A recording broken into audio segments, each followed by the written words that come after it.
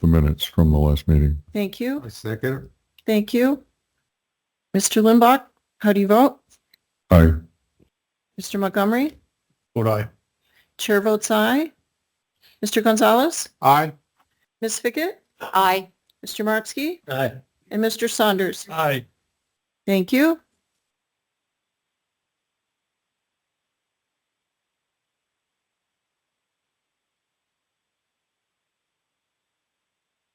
This is the time that we do call to public. Pursuant to Arizona Revised Statute, Section 38-431.01H, this is an opportunity for the public to comment. Individuals are invited to address the commission on any issue within the commission's jurisdiction.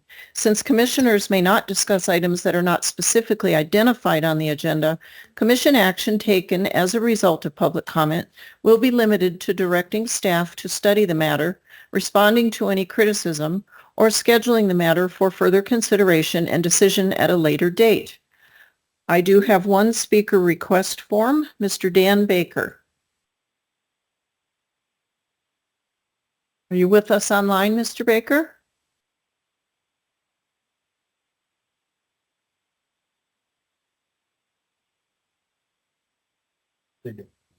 Mr. Baker calling Oh, third time? that's right. All right, sir, I think we'll pass. Is there anyone else that would like to do call to public? Hearing none. Let's move to the regular agenda. Madam Chair, this is Albert Young. Who is this, sir? Ma'am, this is Albert Young, Madam Chair. Oh, Mr. Young, glad to hear you're with us. Thank you, sir. There were some issues with audio at the beginning. I was logged in, but I am present. Thank you very much. Duly noted. Thank you. Are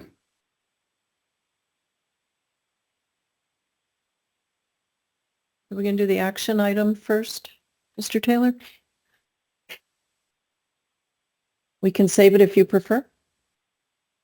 Yeah, I wasn't sure, Madam Chair, if we were going to do that before the public hearings or after, but you want to tackle it. You know, I think I would prefer to do the public hearings first, but it was listed first, so let's reverse that order. Okay.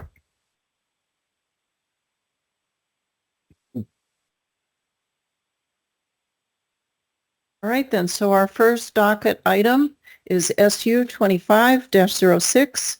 It's an RV park. Applicant is Julie Wyckoff. Are you present, Ms. Wyckoff? Thank you. Mr. Taylor, your report? Thank you, Madam Chair. This is the staff presentation for docket SU 25-06, a special use authorization request for a recreational vehicle park. Property owner is Julie Wyckoff. The property is located at 908-912 Landa Lane. That would be north of Benson. APN 208-59003F. The property totals about 24 acres. Zoning is RU4. The plan designations are rural. Current use is a manufactured home and a small 5-space RV park. The applicant proposes an 8-space RV park. Again, the property is located about 1.5 miles north of Benson. Property is surrounded by parcels also zoned RU4, with most of those being undeveloped. The property does abut the San Pedro River and is bound to the west by state land. The applicant has provided 2 site plans, one showing the existing layout of the property with the 5 RV spaces and a manufactured home that dates to 2001. There's also a Quonset hut on the property. The proposed use is to remove the manufactured home and add 3 spaces for a total of 8 spaces on the property. Recreational vehicle parks are defined in the zoning regulations as having 3 or more RV sites. These sites can include tents and portable shelters also. Within rural districts, the requirement is that these parks fit within the rural landscape using a clustered design concept to maximize open space and also preserve, to the extent possible, drought-tolerant vegetation and add additional vegetation in the event that there's a loss of vegetation and with the development. Section 2.51 also identifies 14 specific development standards for manufactured home and RV parks. The applicant, given the nature of the park, it complies with most of these with the exception of density. So the applicant is requesting a waiver for 2 spaces more than the zoning district would allow. This is an image of the property. This would be viewing to the east. This is a Ocotillo Road in the foreground. This just gives an idea of how far the property is off of Ocotillo Road. It's approximately close to a mile off the road. This is additional view east with the RV park in the foreground and the agricultural uses in the distance. It's a little bit closer view of the property with the mobile home, manufactured home, and the RV spaces to the right of Land Lane with the Quonset hut on the left-hand side. And a closer shot, again, with the manufactured home and the Quonset hut to the top of the screen with the RV spaces going down in the center. And one additional angle. This would be viewing to the east as well. Section 2.48 of the zoning regulations identifies 10 factors to evaluate special use requests. 7 factors apply to this application.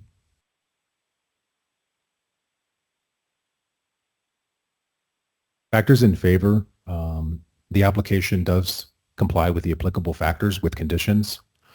The approved special use would legitimize an existing recreational vehicle park.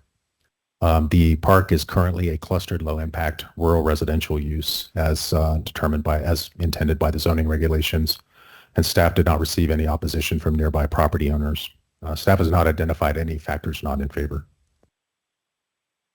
The applicant did, as part of the requirements of the zoning regulations, mail out letters based on a notification list provided by the county. Those letters went out on 14 March.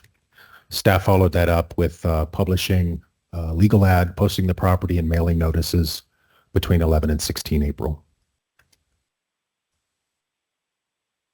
Staff did mail 5 notices to property owners within 1,200 feet. We did receive an inquiry from the Tres Alamos Community Alliance, but did not receive any responses in favor or opposition. And Madam Chair and Commissioners, this concludes staff's presentation of docket SU 2506, special use request for a recreational vehicle park. We are available for the Commission's questions, and as you know, the applicant is present. Thank you, Madam Chair. Thank you. This is the time for the applicant's statement. Ms. Wyckoff?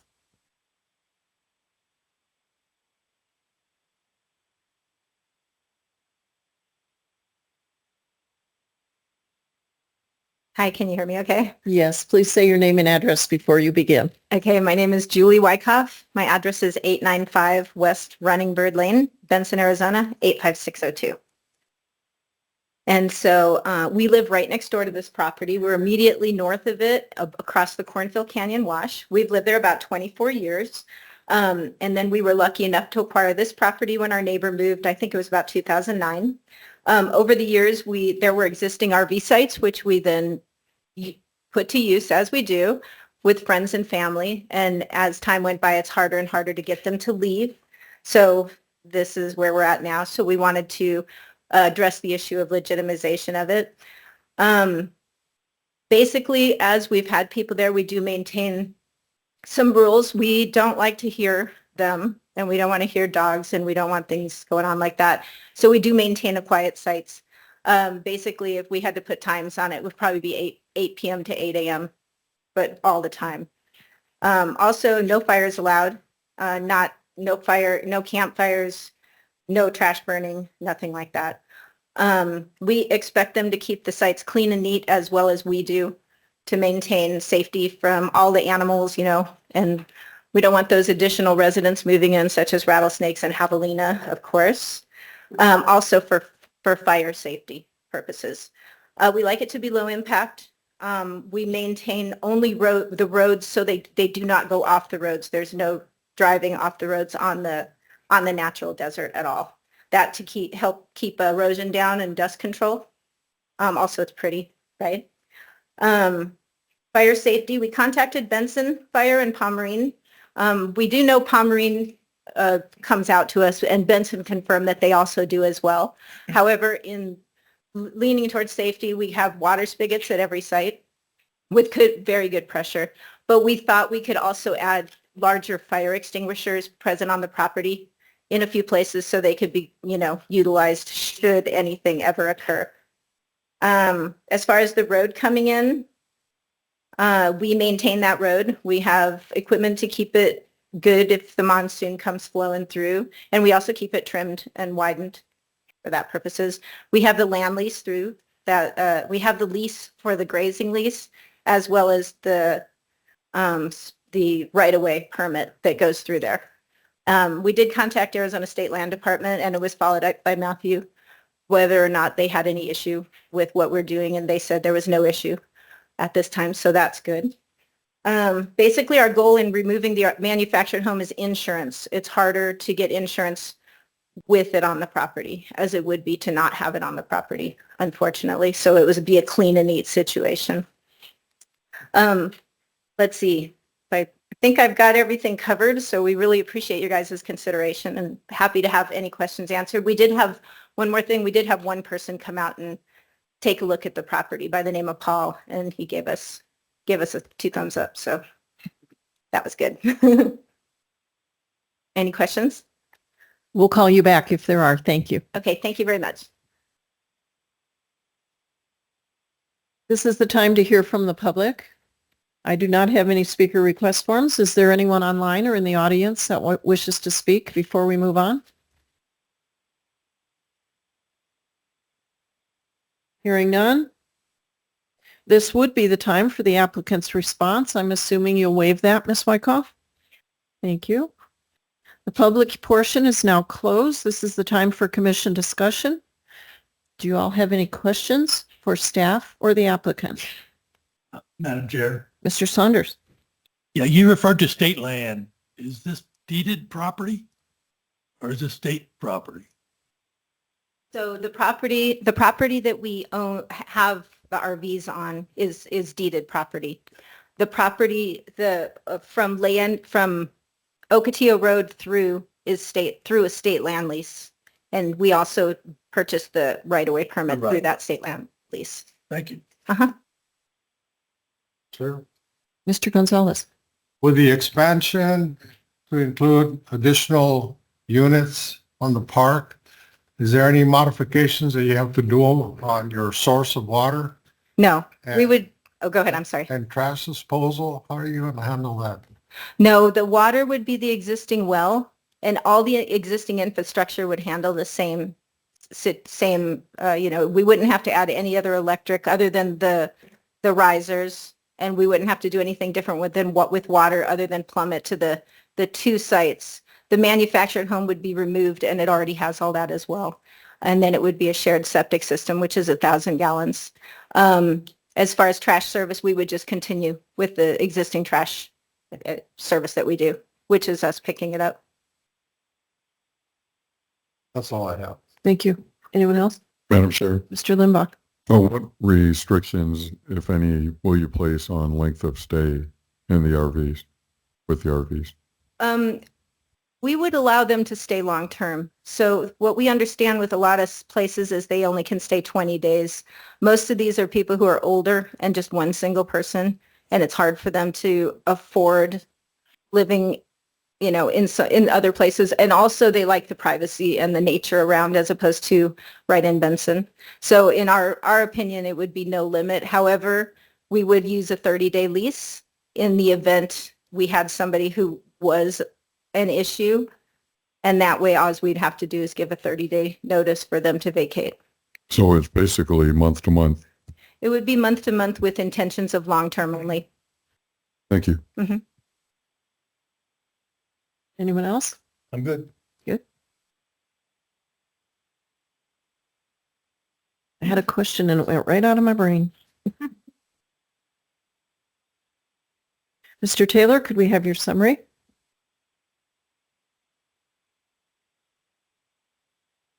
Thank you, Madam Chair. Commissioners, based on the factors in favor, staff recommends approval of docket SU 2506 to allow a recreational vehicle park with the following conditions.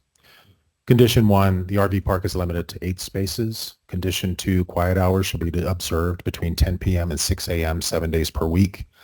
Condition 3, park area is kept in a sanitary condition to prevent attracting wildlife or pests.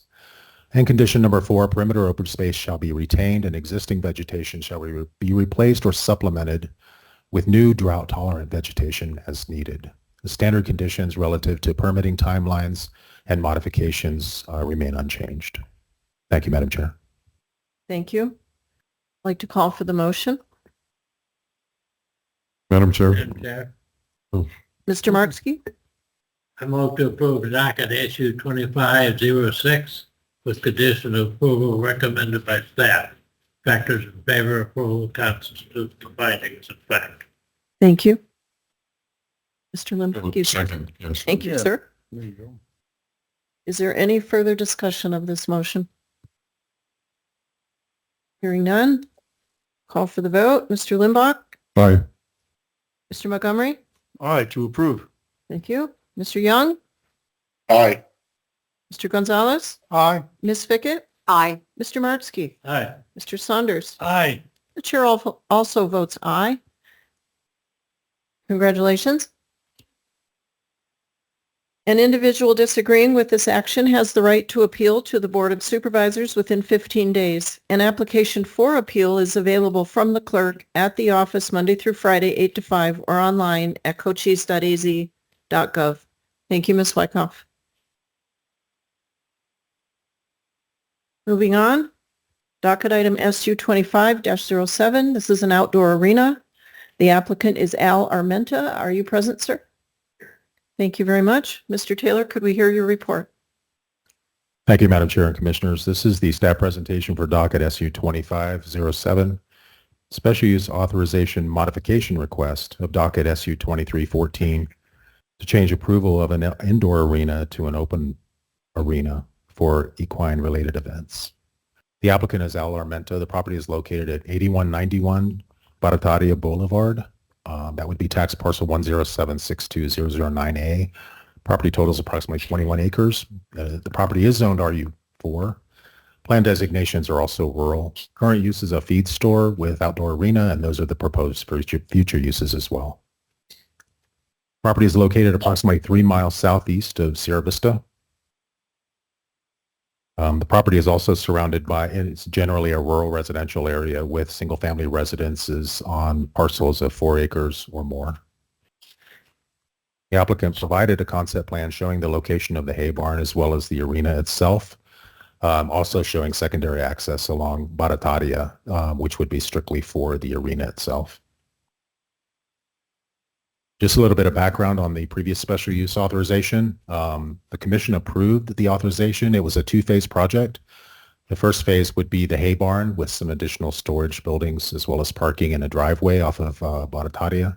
Second phase would be a larger building with feed store as well as an indoor arena. There were multiple conditions of approval with those, and as the commission's aware, the zoning regulations requires a permit to be pulled for the project within the first 12 months. The applicant did pull a right-of-way permit for that primary access point to the hay barn off of Barataria. There is an easement condition as well. We're still working on that. Gravel parking and driveways, traffic analysis at build-out, commercial restrooms and septic system would be required at build-out, a comprehensive site plan for the development as well when we're in the final permitting phase. And those disturbed areas should be stabilized with some sort of a polymer material.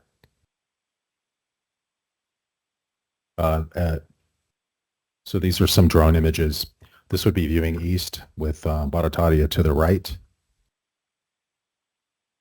And this would be viewing northeast with some of the nearby single-family residences in the foreground. Another view of the property viewing more to the northwest. This one shows the location of the partially built hay barn as well as the arena. This shows that the primary access to the hay barn is actually on an adjacent property also owned by the applicant, and this was one of the conditions of the original special use, was to obtain either dedicated easement from that property, although there are some other options available to the applicant to remedy that. Section 2.48 of the zoning regulations identifies 10 factors to evaluate special use requests. 9 factors apply to this application.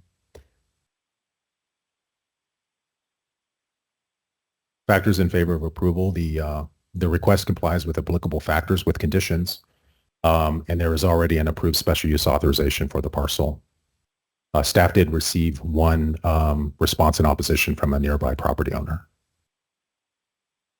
As required by the zoning regulations, the property owner did send out letters using a template as well as a notification list provided by the county. Those letters went out on 13 February. And the county executed its notification process between 11 and 16 April, mailing notices, posting the property, and publishing a legal ad. As mentioned earlier, staff did receive one response in opposition out of the 30 notices mailed to property owners within 750 feet. And Madam Chair and Commissioners, this concludes staff's presentation of docket 2507, a modification request of docket SU 2314 to change the approval of an indoor arena to an outdoor arena. We are available for the Commission's questions. Thank you, Madam Chair. Thank you, Mr. Taylor. This is the time for the applicant's statement. Mr. Armenta, please state your name and address. My name is Al Armenta. My address 8876 East Hawthorne Lane, Hereford, Arizona, 85615. Matt did a great job. He explained exactly what we're looking to do. Just want to amend this to do our outdoor events. Our outdoor events are always going to be in the daytime. You notice there's no light poles on this arena. We do not plan on doing any nighttime eventing. Everything will be happening in the daytime. Of course, people kind of get grumpy if you go past about 2, 3 o'clock in the sun. So we'll get our stuff done nice and early in the morning. These events that we're going to be doing are really geared towards families and children, doing like gymkhana, some nice events to the point where we can just bring the community together. This was the whole point of this whole project. This, I hope, will be successful enough to move on with the plans that we had talked about in the first meeting, which was to fully cover this arena and have that a success. So we don't know if we can't put that much money to this if the arena itself isn't a success. So we want to just make sure that we have all our bases covered with doing our outdoor arena stuff at the present time. Thank you. Questions? We may call you back for questions. Thank you. This is the time to hear from the public. Is there anyone that wishes to speak for or against this docket item?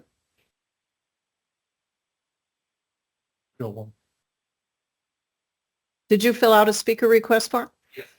Could you turn that into staff and then come to the microphone? Yes.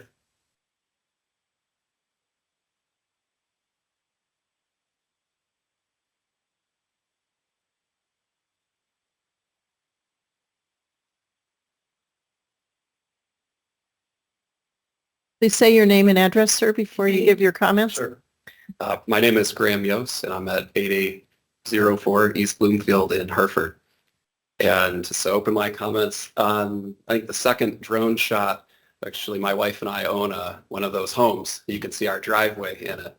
And I'll go real quick for everyone's time. I'm in favor of this as a nearby property owner and as a family man whose kids are all riding out there and enjoying events. Personally, I can't think of a better thing to get behind when you think of the way we like to live here in this county and what we want to have for our kids. So I am in favor of this and wanted to state so. Thank you. Thank you. Thank you. Was there anyone else I missed? Yeah.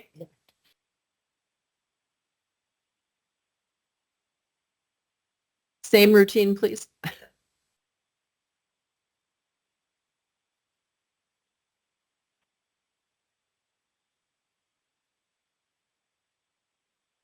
So my name is Cody Zedek. I actually work for Outsource Academy, so I get to see the amazing impact that we do already on the community, whether it's for children, adults, making sure that anyone that has fear, disabilities, etc., is also being taken care of. But our competition team has an absolute blast. They are able to work with the community. They are able to bring everybody together. And it is an awesome, awesome environment.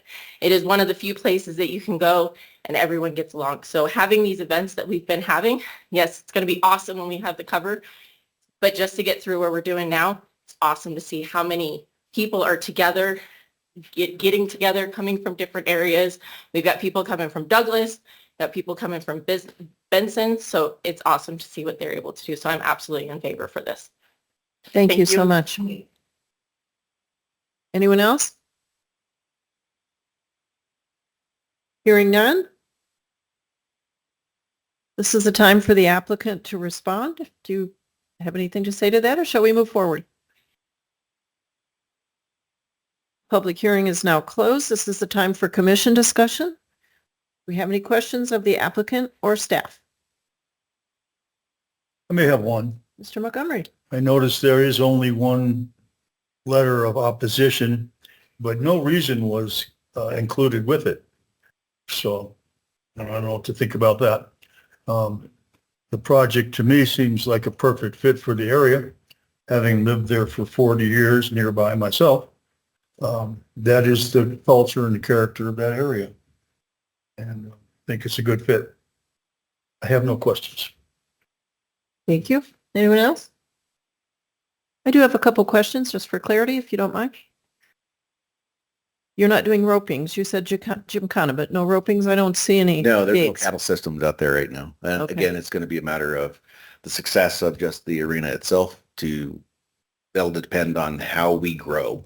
Okay. So And then what about amplified announcing when you do those things? we have some small speaker systems. They're not up on poles or nothing. They're literally little speakers. And it's just enough for the contestants to be able to hear just around the end of the arena. And that should be good during the day. Oh, for sure. Be cautious when you change that format. Absolutely. And when we change that, hopefully it'll be covered. Yeah. So- That'll work out great. Thank you, Mr. Armenta. Thank you. Anyone else? Mr. Oh. Taylor? Oh, Mr. Limbach. Sorry. you have something? Just real quick, will you have like tiered seating? Where will the community be? Right now, on this side closest to you of this arena, people catch at lawn chairs and stick them in the trees. So it's wherever you can find a piece of shade to sit, or they'll bring up their pop-up tents and sit around the arena there. So that's what we're doing at the moment. Thank you. Thank you. Anyone else? Mr. Taylor, your summary and recommendation? Thank you, Madam Chair and Commissioners.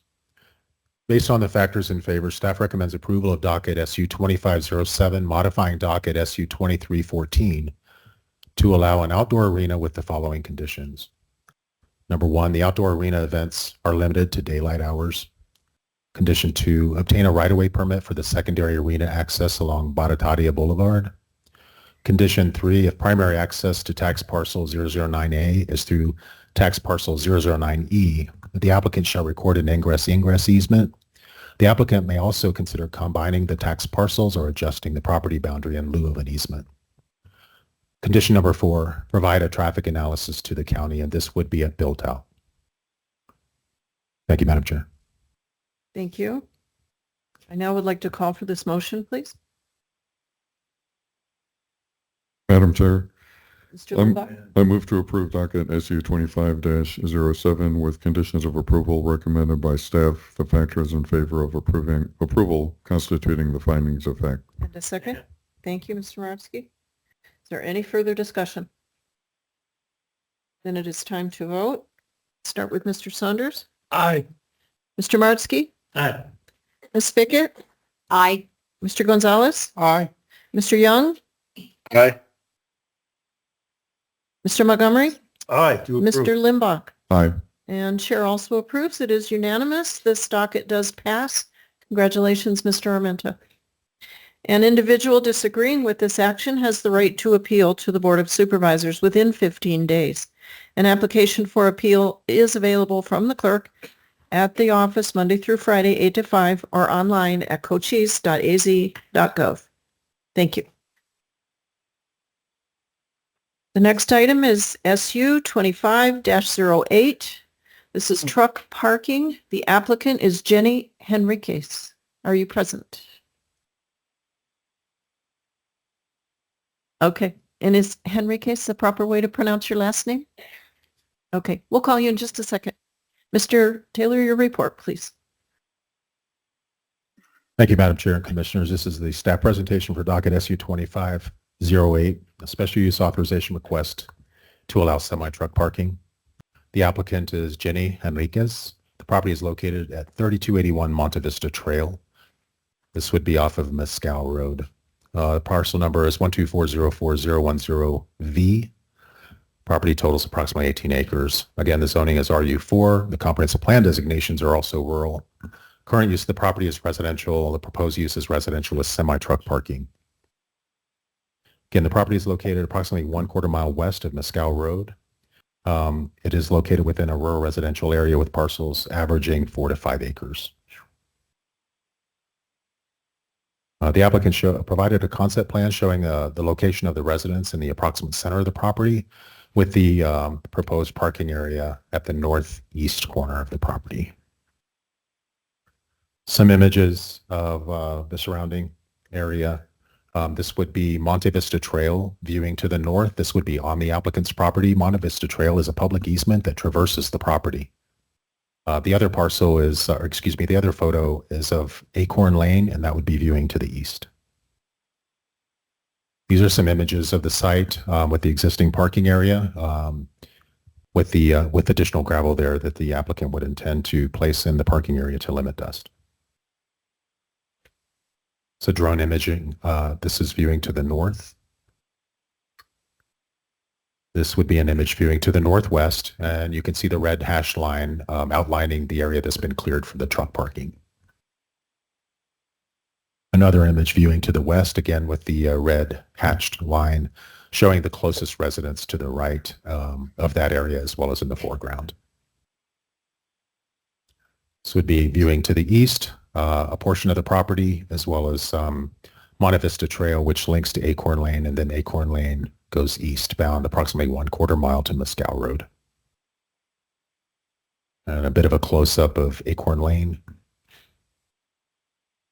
And one of the residents, clearly out of concern for dust, has put up a sign encouraging folks to keep their speed down to limit the generation of dust. Section 2.48 of the zoning regulations identifies 10 factors to evaluate special uses. Seven of those factors apply to this application.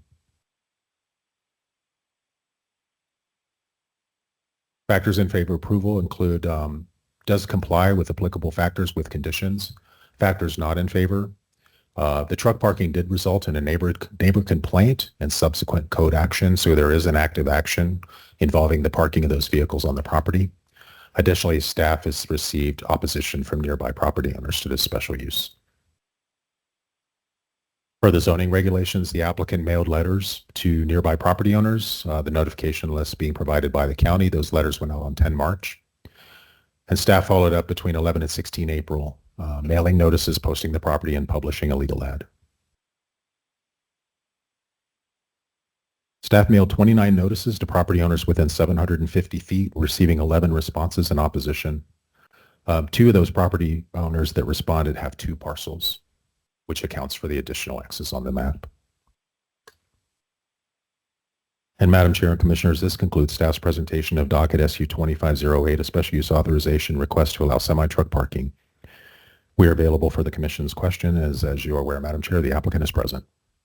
Thank you. Mr. Henriquez, are you ready, please? Please state your name and address first. My name is Jose Henriquez. My address is 3281 West Monte Vista Trail, Benson, Arizona, 85602. The reason we used to live in Tucson, Arizona. We moved from California many years ago. We wanted to start a family in Tucson, and we did. Our family grew, and I started trucking my own business in 2017. When I grew a little bit, I went and started paying parking for the trucks in Tucson. It was supposed to be safe, and I was paying around $800 a month. But the thing is that even though it had a gate, it seemed like everyone had the code, and they would steal parts from my trucks, from the trailers, fuel. They stole, broke into the trucks, and during the time of there's a computer in the trucks that if brand new, it's worth about $1,000, but at the time of COVID, it was worth about $2,000-3,000. So they were stealing the computers. I went through so many things, and my wife and I always thought about living in a peaceful in a peaceful place. So we started looking, because we come from a country that was in civil war. That's why we came to America. We started looking. I've always loved Benson and Sierra Vista, but because of my business, because I work Nogales, in Tucson to California and back. So we started working, and we found this 18.6 acre property. Fell in love with the house, with the surroundings. It was just everything we wanted, and we decided that we want to park our trucks there because it's safe. We don't have to worry about. I even got rid of my cameras. I used to have cameras all over at the house in Tucson, because even though it was a nice community, but I still didn't feel safe. Out here, it's completely different. It's like if it was a different world. I don't know. It's amazing. My plan is put gravel on the property, on the lot where the trucks are going to be parked. Maintain the road, Monte Vista Trail. Also pour gravel on Acorn Lane once a year, and just maintain what. And I also implemented with I have two drivers, because I drive one truck too.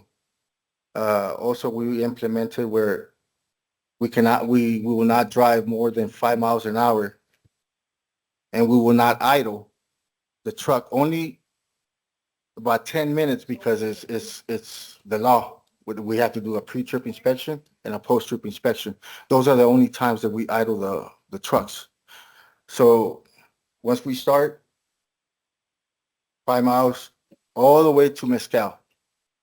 That's out of respect for any neighbor that we don't want the dust going in.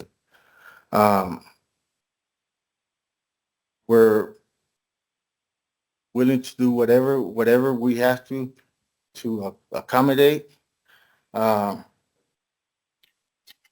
any recommendations, I'm more than open to hear. And we plan on planting trees also on the property.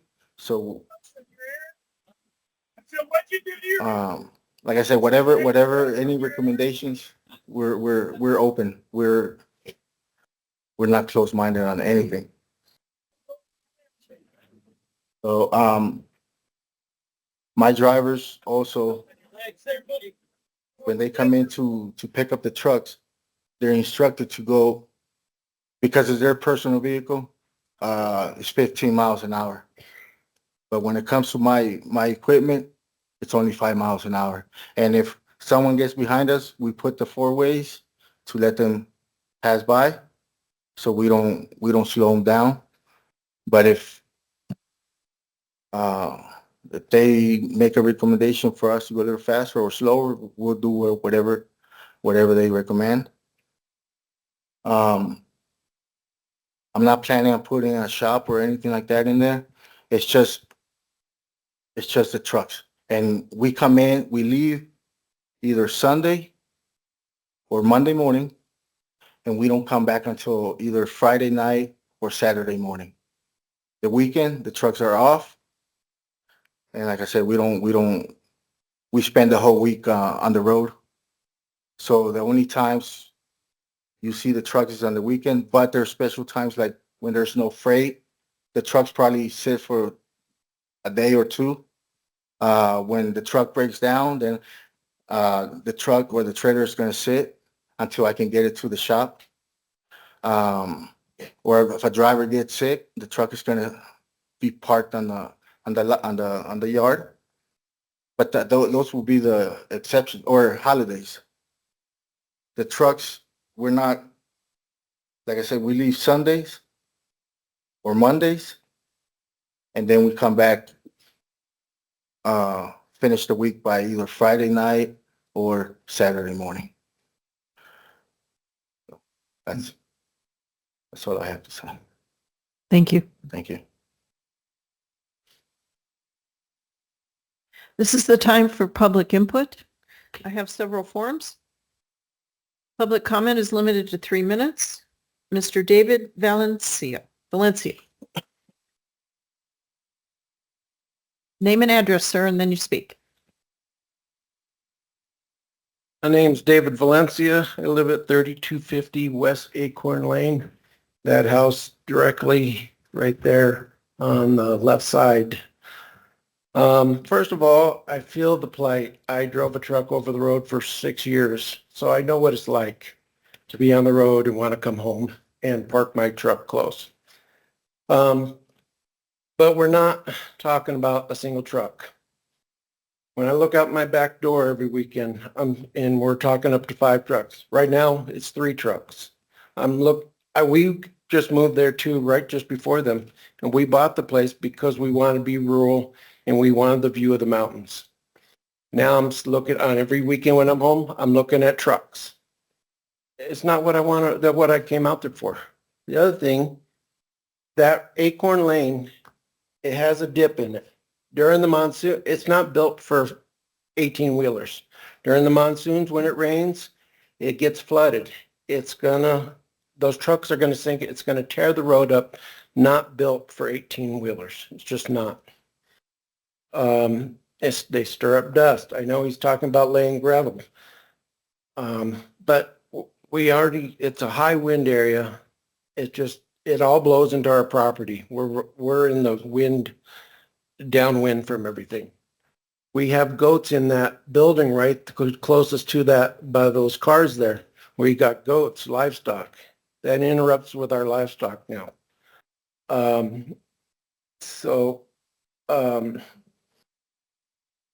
It's a residential area. He's talking about bringing his commercial business there. Though it's not a commercial business area. There's truck stop 5 miles down the road to park trucks. I get it, but it's not right. And if he's got 18 acres, look how close it is to my house. Why isn't it closer to his house? I just don't get it. And talking about the trucks do drive slow. I haven't seen the trucks drive fast through there, but some of the personal vehicles, there's a white Jeep that has torn through there fast, and I'm not the only resident that's noticed it. So I'm just totally against it. The road isn't built for 18-wheelers. One's going to get stuck in monsoons. We're not going to have access to our house, and who's going to maintain that road? You know, it's not a maintained road. It's going to be destroyed. So, and it's not meant for 18-wheelers. So I'm opposed to it. Thank you for your time. Thank you. Next is Pat Shank. Pat Shank.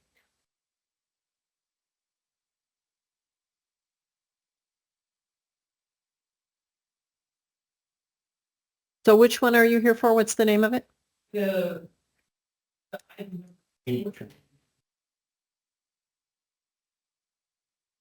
Thank you.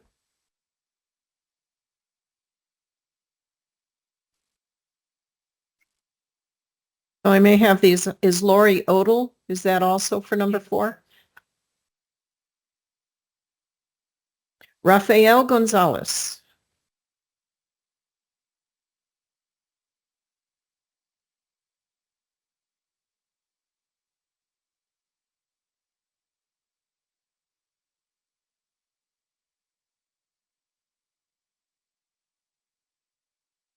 Your address, please, sir. 3259 West Londo Lane. Rafael Gonzalez. I happen to live in that house that has all those trees around it, which is just on the north side. And, I have different reasons here. Person was speaking about liking the area. I've one of the original, there's about 11, 12 lots there. They're all built homes. And I think I'm the last one of the original persons that built there. We built there because we like the area so much. All we have is surrounding mountain views. And now, as you'll be able to see,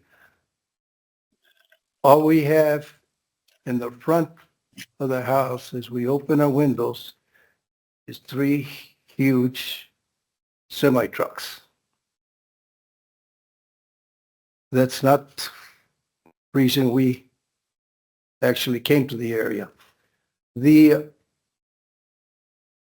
My wife and I happen to have medical problems with our breathing. I can show you some pictures there of the amount of dust that comes up against my house from the vacant one. Normally, we didn't have any dust there with a natural covering of the grass and the desert. They can be windy and there's no dust. Now there is a lot of dust. There's whirlwinds of dust coming up, banging up against our house. I happen to work a lot around my house outside.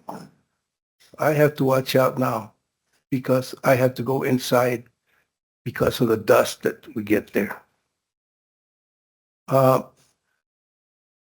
We had originally, we had the person that developed the area there had some CCRs, but I guess they're not strong enough to prevent something like this.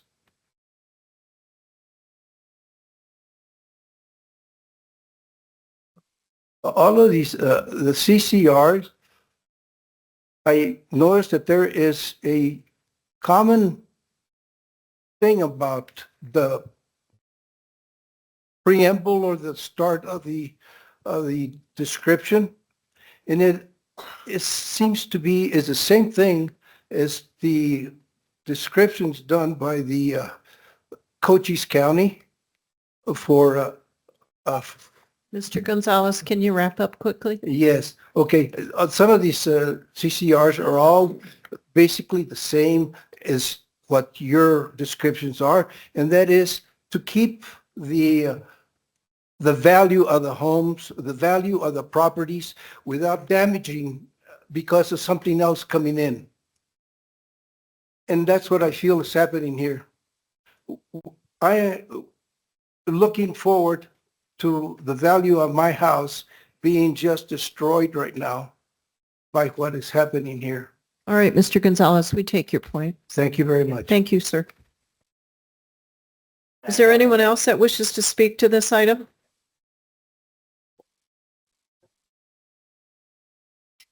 Did you fill out your speaker form, ma'am? I did. Okay. I'm Diane Mazonik, at 3245 West Acorn Lane, Benson. And I sent a letter in on the 23rd of April, and I don't know what has happened to that letter. It was sent in with my opposing check mark on your form. So I'm going to read my letter if that's okay with everybody. I've been out there 40 years. I love my home. I love the rural setting. I'm also one of 14 residences who come in and out of Acorn Lane. It's our only access road. And it's a dirt road. It requires private maintenance. Early last year, we had our road redone, finally widened to allow 2 vehicles to pass each other, had a nice dirt compacted base put on the road. It's finally a very nice road after all these years. And then again, as mentioned before, there's a wash that runs through that road and it gets muddy there. The rainwater collects there. Several years ago, we had one semi that went through there and got stuck in the bottom of that wash. None of us had access to our house until that truck was pulled out. So the ruts that are going to be made from those 18-wheelers in that low dip area is, who's gonna take care of that? We have, my husband used to and can't anymore, and we have one neighbor that has the equipment to grade the washboardiness out of the road. And I grant them, their trucks drive in and out very slow, very nice. But the drivers of those trucks, we've witnessed them driving in out of there like a bat out of you-know-what. I mean, and they're strangers. They're not our neighbors. We don't know who those drivers are coming in and out. It's just not, again, we're residential, we're not commercial. And then from my home, I live across the street from this corner house here, and my view of the Rincons is now interrupted with the semi trucks. I used to have a beautiful, beautiful view of the Rincons, and now I can see trucks off to the corner. It just destroys everything I've had there for 40 years. And let's see, what else did I have? Anyway, I just want to say it's a long-established rural neighborhood, and we're not a frontage road. We're not a frontage road for commercial trucks. Thank you for your time. Thank you. Chairman, could you get her name again? Yes. It is Diane Mazanek. Okay, she said her letter, I think we do have her. I think we have her letter included in our packet. Thank you. Now, I also have a letter here from Sam Lorenzana. Did he want to speak? Or the commission has read the submitted letter? Madam Chair, that was provided by the applicant before the meeting. Oh, okay. All right. So we have read that letter also. Is there anyone else that wishes to speak to this item? Hearing none? We do have a couple of folks online. Oh, we do? We have Vincent Hausnecht. You'll need to unmute yourself, please. Hello, I'm Vincent Hausneck. I live at 3230 West Acorn Lane. That's the house with the next to David's with the Quonset hut in the backyard. I don't feel I need to reiterate what David and Ms. Meserink said. Yes, that's a good view that you just brought up on the screen, on the one with the tractor in the front. That's actually a good picture. The part that everybody keeps talking about is if you see where the blacktop comes in, right about a few feet where you see all the trees lined up, that's where they keep talking about that the semi got stuck a few years ago. That was my old neighbor that used to live there, or where David does now. And then that's where they're talking that if the applicant had waited until after being here through a monsoon season, would have learned that area gets very damaged just sometimes by almost regular traffic going through there. Like I said, I don't need to rehash any more than that. Like I said, I'm a supporter of semis. I work on antique ones with my buddies. But I agree with everybody else. It's that section of the road and then the road that comes across right in front of my home that I am concerned with the constant damage of these trucks. Like I said, had the applicant maybe waited a year, saw what the monsoons actually do to that section, they may not even want it. They may reconsider wanting to even drive their trucks through it. That's pretty much what I have to say. I don't have anything else to include that has not already been brought up by my neighbors. Thank you. Thank you, sir. And the next one, Mr. Taylor? We have Adam Messersmith. Please unmute yourself, sir. It's actually Andy Messersmith. I'm under my husband's name. He stepped away for a second. I live at 3305 West Acorn Lane. We're a little further west from the property down at the end of the lane. But I just wanted to come in and state my opposition and briefly reiterate some of the points that are important to me. For one, we recently bought this home, and property value and the restrictions and protections that were provided with the zoning and the deed restrictions were important to us. For instance, there's the houses have to be of a certain size. There's no utility lines allowed above ground, things that kind of help the optics and preserve the tranquility and the views of the area. And this very much feels like it goes against it. I'm also very concerned about the road. It not being able to handle 18-wheelers up and down it. It's not made for that. It is just a rural dirt road. And with rains coming and everything else, that is a very big concern of mine.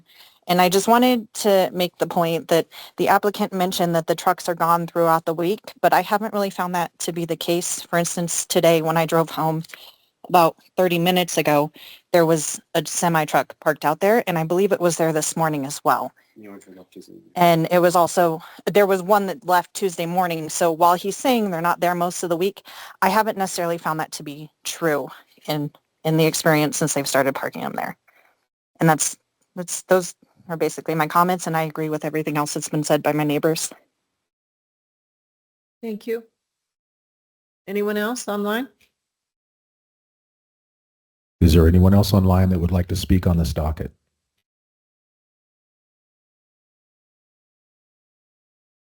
Hearing none. This is the time for the applicant's response. One of my employees' vehicle is a Ford Focus. The other one is a Dodge Ram. When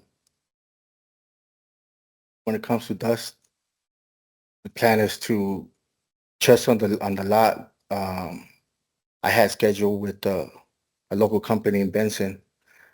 I forgot their name, but they already delivered 40 tons of gravel, but the total amount just for the lot was supposed to be 120, so we can cover everything to make sure that there's no dust. And if we have to maintain more than once a year the road, Monte Vista Trail and Acorn, then we're willing to do that as well.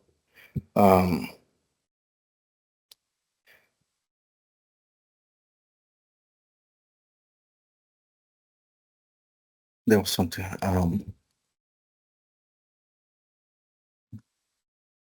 sorry, I had it in my head and it's just so nervous.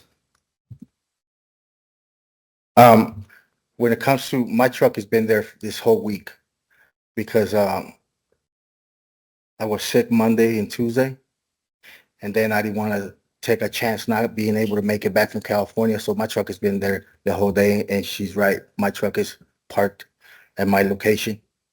Now, when it comes to the other trucks, I have e-log books. I can show you that my trucks do leave Sunday, Monday. This Tuesday was something different. One of my trucks did leave on Tuesday, but that's rare. And if I need to, I can provide to you guys the background checks, everything from my drivers, so everyone feels at ease that we don't have any criminals or bad people that I wouldn't have. I have those people are like family to me. They come into my house. I have 5 beautiful kids. I wouldn't allow just anyone to come into my property or my house and my family. Like I said, we're willing to maintain the roads more, plant trees, whatever you guys think is necessary.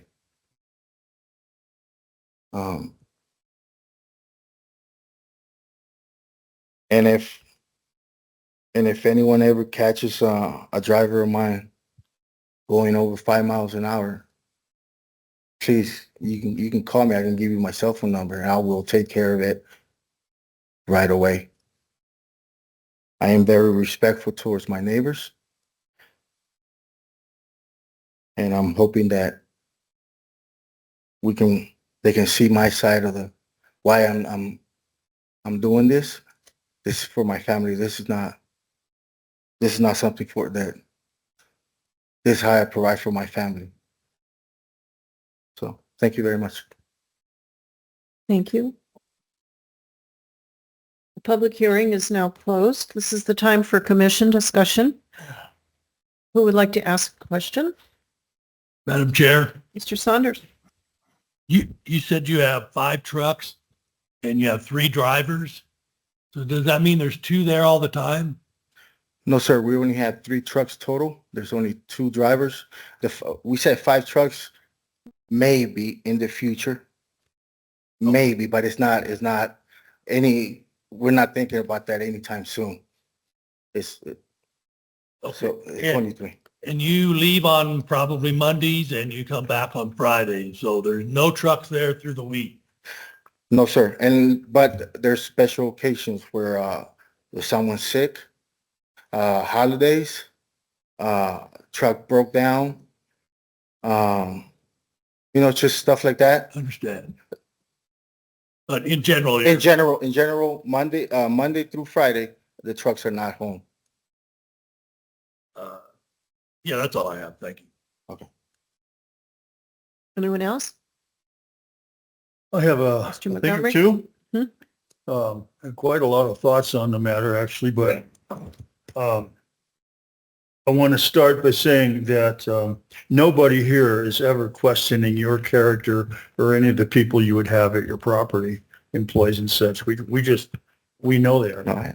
I have a lot in common with you, as it turns out, being in similar businesses through my life and having trucks, not semi-tractor trailers, but construction trucks, in number, anywhere 6 to 10, plus trailers associated with those.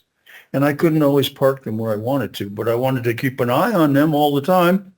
And we all do. Anybody that owns that kind of equipment wants to be secure with it. So I do appreciate your concerns a lot about security and wanting to keep it close to home, On the other hand, I myself have been inspired by this very county to move my vehicle somewhere else 40 years ago. And so I had to do that. I also was an opportunity to build a large shed, a hangar to keep them parked in. So they were out of sight and it looked nicer. And in my situation, it was lined with trees and fences and it looked okay. But I had to do those things. My own father in Chicago when I was a child had the same issues. He just couldn't leave his construction equipment here and there and everywhere. And we had to make accommodations that way. But I do appreciate you. You are a hardworking man, an honest man with a beautiful family, as you said. And I personally wish you all the best in the world. This might not be the best place to park your trucks. But I do know many businesses in Benson and many businessmen, and there are options in town, I think, where you could park your vehicles. We have, on another note, Mr. Chairman, we have with this application, sir, quite a few letters of opposition. We get opposition from time to time, occasionally even a lot of opposition. But this time, and that's not our only issue to address. It matters if there's a lot of them. The case right before you, there was only one letter, but they didn't even say why. So I didn't give that a lot of credibility. This time there are many letters and they are articulate and detailed and they're well written and there are several. Do you happen to know how many, Jim? 11? Okay. And then on the chart, it had 10 X's in adjacent properties. That's something we have to consider. We're required to consider that. And boy, I hate to say no. We all hate to say no to applicants who come here and want to get on with their lives. I think at least in your case, there are other options nearby where you could park your trucks. I'm hoping there are, and you can keep going. But the letters describe in detail why this is not a good idea. The road, the weather, the mud, the noise, the dirt, all of those things, which we have to address all the time here. So, well, I really am hopeful for you and encourage you to keep going. You're good for Cochise County with your business and your family here and all of that. That's really, really excellent. I just hope you can find somewhere else to park your trucks. And that's where I have to go today. Chairman, I think we're done with that. Is the zoning right now eligible for that? Or would that have to be altered to accommodate the vehicles out there? The RU4? Yeah. With this special use, that would be acceptable. Okay. That's what we're looking at. Okay, I'm done. Mr. Gonzalez? Yes, I just got some comments. There's over 800 miles of dirt roads in Cochise County. And in those 800 miles, we have all kinds of vehicles traveling through. And now we have this road, and everybody's convinced that it's not suited for 18-wheelers. But none of the people that I heard from are road engineers making assumptions. We can get anywhere in the county with trucks, but now this little piece, when was the last time somebody, or how often do 18-wheelers get stuck in that wash? I heard of one instance, and that can happen anywhere, So I think we can go two ways. There's some improvements that need to be made to the road to have the county engineers say this is acceptable. And it's like a lot of other roads that we have in the county. It's been widened. You show a lot of willingness in surfacing the road, that kind of thing. So there's possibilities there. I admire your mission. I think eventually it will provide the economic impacts that maybe that little community needs. Everything changes. We've seen changes in this county from residential to everything else and vice versa and all that. But you have neighbors. The issue is that you have neighbors that don't want you to park the trucks in your lot. Something about blocking the view of the mountains. Well, if you planted trees, would they complain the same way? I don't know. But that's a tough nut to crack. I don't know if you deserve to have 11 neighbors that are upset with you because you're making a living and you're working hard to do that. But I know that there's a lot of, Cochise County is a big place. There's a lot of places, and probably cheaper than where you're at now, that don't have these issues. I, like my colleague, would like to encourage you to keep going. We need young people that are going to come in and respect the landscape, the wildlife, and provide positive offsite benefits. I think you can do that. But I don't know how to get rid of the 11 or 12 people that are upset because you're blocking their view. In Cochise County, dust is a way of life. You're going to have dust no matter where you go in this county. If you don't believe me, just look outside right now. And we have to get used to it. You can find dust in your canned goods some days in Cochise County. But I also would like to encourage you to keep up with the business. I know it's a tough way to make a living and it wears you out and all that, but you deserve to find a place where you and your family can prosper and be happy. So that's all I have to say. Thank you, Mr. Gonzalez. Anyone else? Mr. Limbach, anything?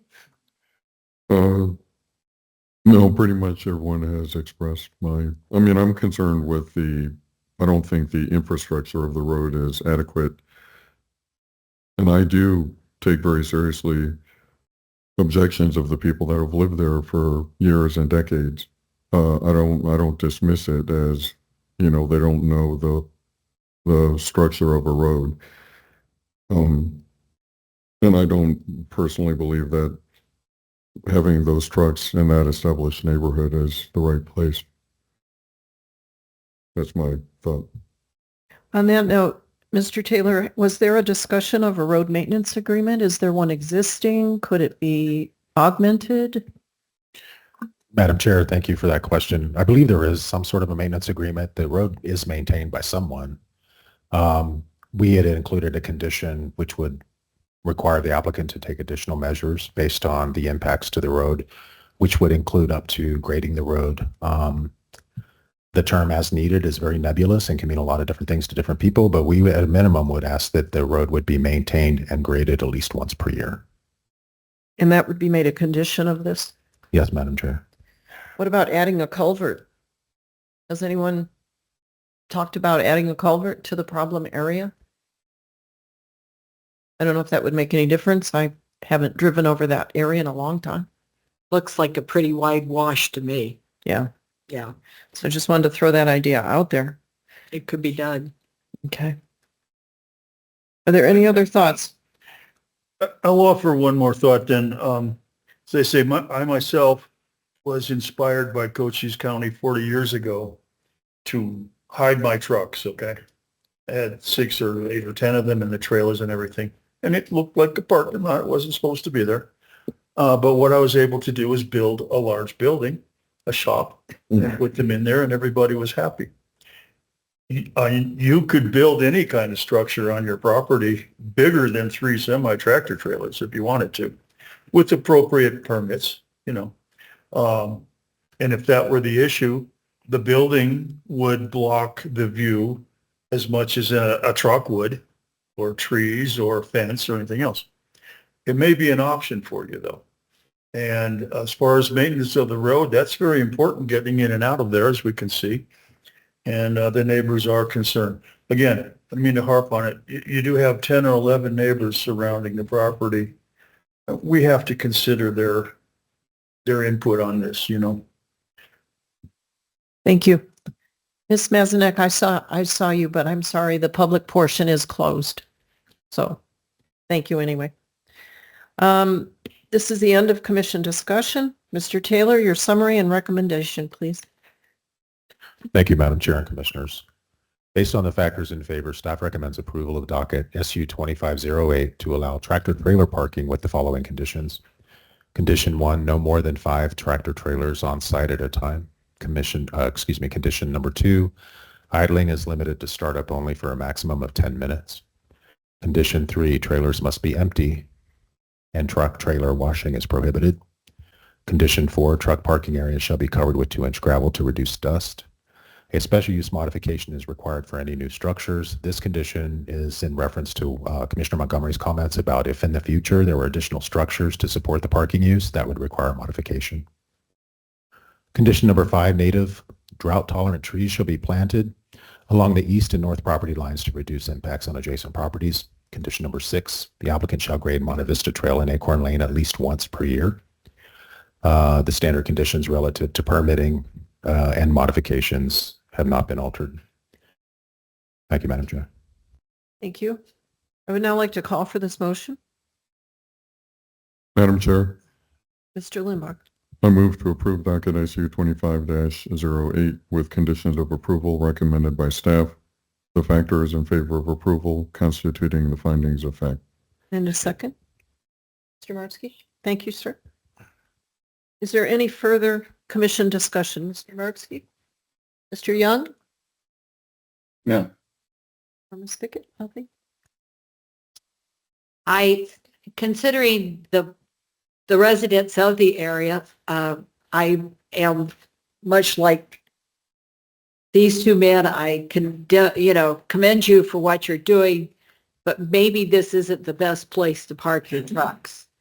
And I've also lived in the place I lived for the last 40 years, and I'm pretty on a dirt road that is maintained by the county, but I sure would hate to have a number of trucks, semis coming up and down our road, and I'm going to have to vote no. On that, I now call for the question. Ms. Fickett, nay? Yes. Mr. Limbach? No, I believe the infrastructure is inadequate, number one, and number two, I don't believe parking these trucks in this established neighborhood is appropriate. Mr. Montgomery? It pains me greatly to have to deny this application, vote no, on the terms that we're discussing with the trucks and the traffic and the road. But I know there are options, and I know you are a hardworking man, and I relate to you on that effort because I always was too in the same field. There are adjustments you can make, and I hope that you can and will. But with all of the surrounding neighbors in mind, I have to accommodate their desire. So I have to vote no. Thank you. Sorry. Mr. Young? As well, it's hard, but I have to vote no as well, just due to the lack of the infrastructure. Living on a non-maintained county road, I know how difficult it can be at times. Thank you. Mr. Gonzalez? I have to vote yes. I think that there's some options that not just this family could benefit from their facility, but also the neighbors. I think a culvert to resolve the issue with the wash would benefit the whole community and improve the infrastructure to the point that you can accommodate both needs, the residents and the truck yard. Thank you. Mr. Martsky? I vote yes too. Basically the same thing. There are options for them to take to correct these type of things. I live with a dirt road for quite a few years. We finally have got it paved, but there were options before. We could control dust. So there are still options of things that can be put on to help control dust. Thank you. Mr. Saunders? Yeah, I agree. It's a tough little decision here, but I need to vote no, but I do encourage the community to get together and try to work out the road, the improvements or whatever could happen on the roadway. Thank you. And the chair also votes no. Again, encouraging your business. What a hardworking family. But this is a neighborhood, not a commercial area. So chair votes no. And the noes have it. This motion fails. What was the score, please? 6-2. Okay. Thank you. An individual disagreeing with this action has the right to appeal to the Board of Supervisors within 15 days. An application for appeal is available from the clerk at the office Monday through Friday, 8 to 5, or online at cochise.az.gov. Thank you. I might make one suggestion. You could create a special district in your area. I know there is at least one in your area that's a special district, and it's a road improvement district. And it's an area in your area that is not maintained by the county, but they have created a special district, and they all pay in to a pot and have a board of directors and have the road maintained in that manner. And that could be one option for you. Thank you, Ms. Pickett. I would like to take a very quick break, 5 minutes at most, okay? Done.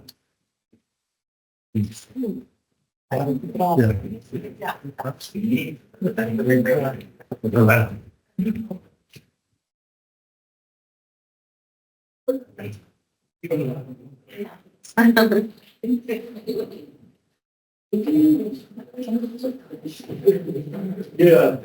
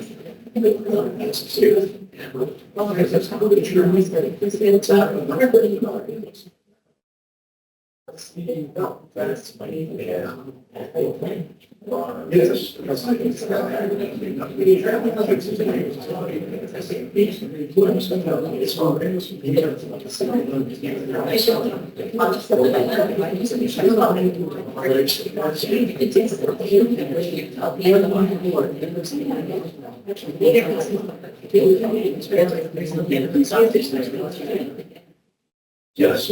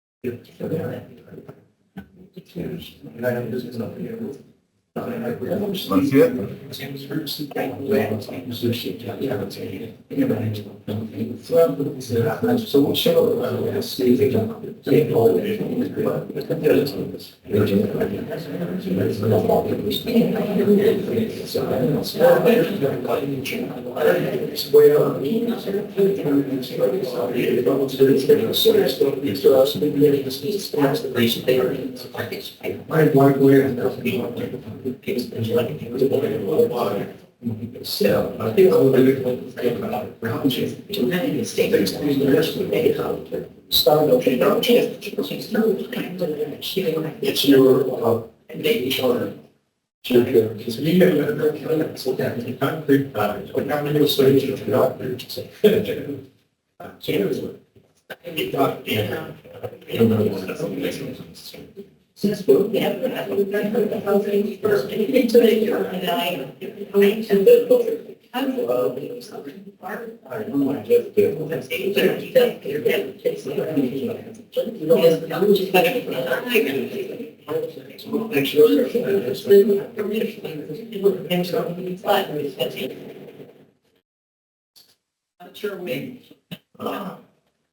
Like to call this meeting of the Planning and Zoning Commission back to order. Are we ready, Mr. Taylor? Yes, Madam Chair. Next up is docket CPA 25-02 and RZ 25-04. This is called Kings Highway Industrial. Applicants are requesting rezoning of RU4 to light industry. Is the applicant present? Yes. Thank you. What is your name? And I will yield my time to my partners who are online and more articulate than I am. We'll call on them when the time comes. Thank you, Ms. Gardner. Mr. Taylor, your report, please. Thank you, Madam Chair and Commissioners. This is the staff presentation for dockets CPA 2502 and RZ 2504. These are concurrent requests for a comprehensive plan amendment and a rezone of approximately 369 acres from RU4 to light industrial. The applicant is Arden, Arizona, LLC. The properties are located along Kings Highway west of Douglas. Those would be tax parcels 40834004A and 004D. The plan amendment request is to change the designation from rural to developing and the growth area category from D, rural, to growth area B, developing. The zoning amendment, again, would be from RU4 to light industrial. The properties are currently undeveloped, and the proposed use of the properties in the future is for warehousing and storage uses in anticipation of the completion of the new port of entry west of Douglas. And the properties are located approximately 2.5 miles west of Douglas, south of Highway 80. This shows the current designation of the parcels. What is being requested by the applicants, the developing designation, is in place to the west and to the north of these parcels. And this would be the growth area category D. Again, these parcels are adjacent to properties that already have that growth area category B. And the zoning map shows that the property is zoned RU4, as are all surrounding properties. The heavy industrial zoning, that's the Phelps Dodge property to the east. That property was rezoned back in the 70s. And there's some sporadic general business zoning along the north side of Highway 80. So a little bit on the port of entry. This docket is not specifically related to the port, but I thought some background information might be useful. The project area for the port is about 80 acres. It will be located about 4.5 miles west of the existing port of entry. James Ranch Road will be the alignment, and that will be up to Highway 80. The port is going to probably create a fairly significant amount of development relative to warehousing and storage. Construction is anticipated to start in fall of this year, around October, with substantial completion by the fall of 2028. And there's a couple of links to the county and Douglas websites. There's a lot of other websites available as well, state and the GSA. The federal website also has information on the project. The applicant has provided a site plan or a concept plan showing these buildings aren't exact location-wise, but basically showing the outline as proposed of the warehouse uses. So this would be Puzzy Ranch Road, viewing east and west, as well as Kings Highway. This would be viewing to the south and to the north. This is a viewing to the southeast of with a rough approximation of highlighting the property. To the sign, the road sign on the left-hand side, to the north of that is the Border Patrol facility. This is another image viewing to the southeast, showing the very limited development of the area now. This would be viewing to the west. Unfortunately, it was a little bit windy and some of the images didn't come out as well as I'd hoped, but for frame of reference, to the far right is the Border Patrol facility. And one last image viewing west with a rough approximation of the property boundaries.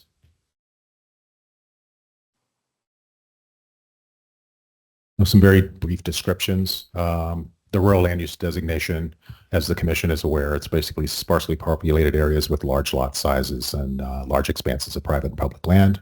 Prominent agricultural uses. The developing would be more of a non-rural type of growth with a mixed use designation. We would expect to see a combination of residential and non-residential development pattern there. And it would be a transitional development pattern, as this location is, that would require periodic reevaluation. Category D, again, low growth rates, unimproved roads, limited infrastructure. Category B would be areas that would be built out due to some sort of market demand. Otherwise, they would remain in their stagnant condition. Since these properties are located adjacent to properties with the developing category already, it would be an appropriate change. There are 6 criteria within the comprehensive plan as proposed. 2 of those comply, 3 would not be applicable, and 1 would not comply. And the one that does not comply with the comprehensive plan amendment request is substantial property owner support. That would be I guess you could say, a coalescence of property owners within the area that feel that the existing plan is, the plan designation is inappropriate and not representative of what's on the ground. Factors in favor of the plan amendment. Again, these properties are adjacent to multiple parcels with existing developing and growth area B categories, which is what is being requested in the amendment. The application complies with 2 criteria, and 3 of those factors do not apply. The plan amendment would facilitate a rezoning to allow commerce-related uses associated with the new port of entry. Factors against, again, the application does not have substantial support from nearby property owners, and staff has received opposition from nearby property owners to the plan amendment as well as the rezone. Section 2.63 of the zoning regulations identifies 15 factors to evaluate rezoning requests. 14 factors would apply to this down zone.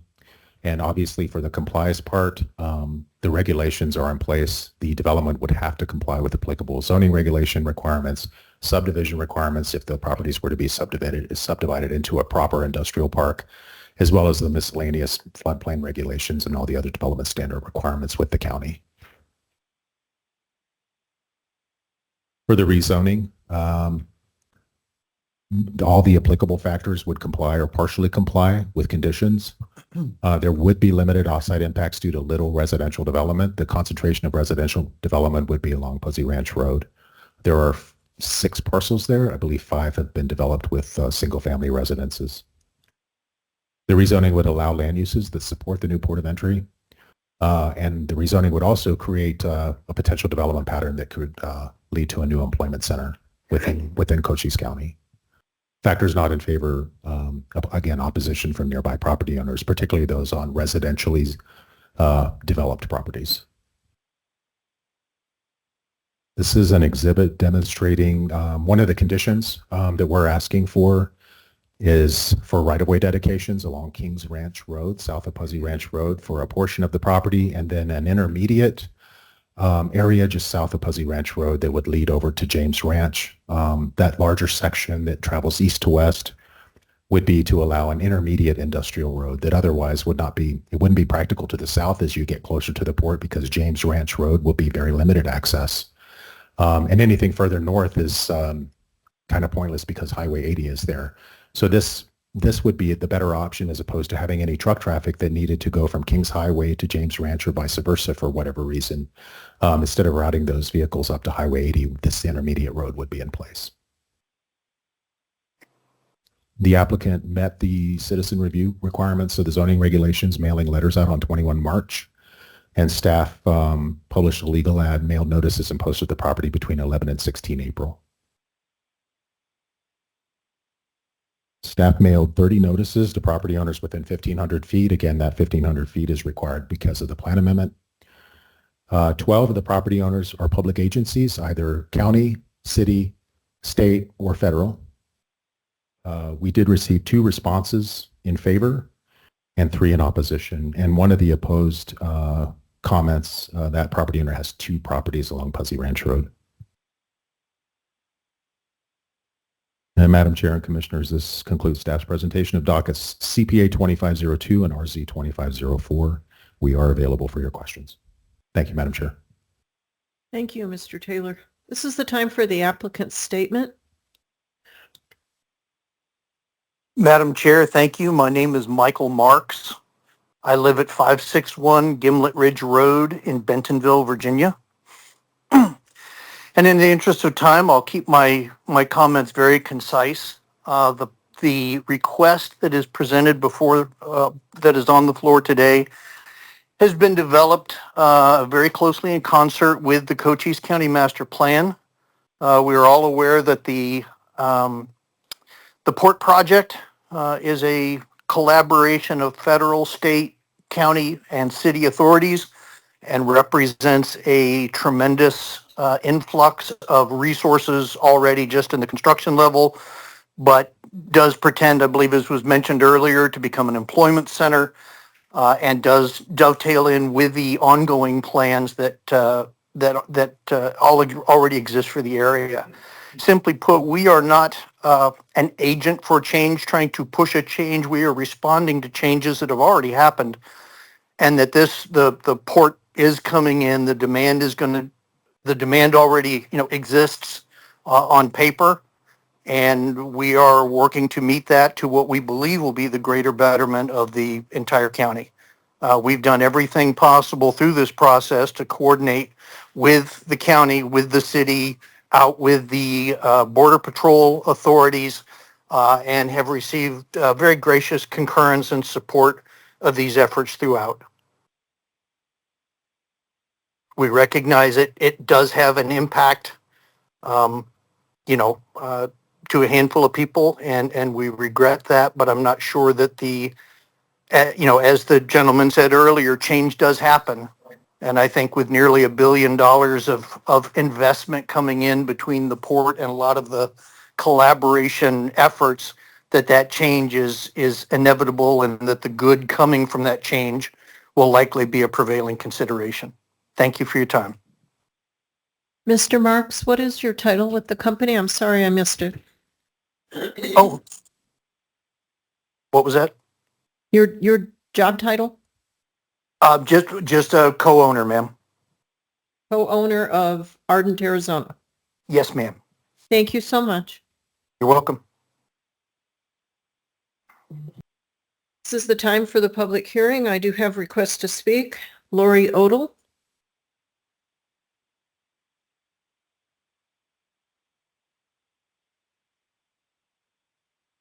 Not very good with this, B. That's all right. Tell us your name and address and then just speak. Laurie Odell at 3313 West Puzzy Ranch Road.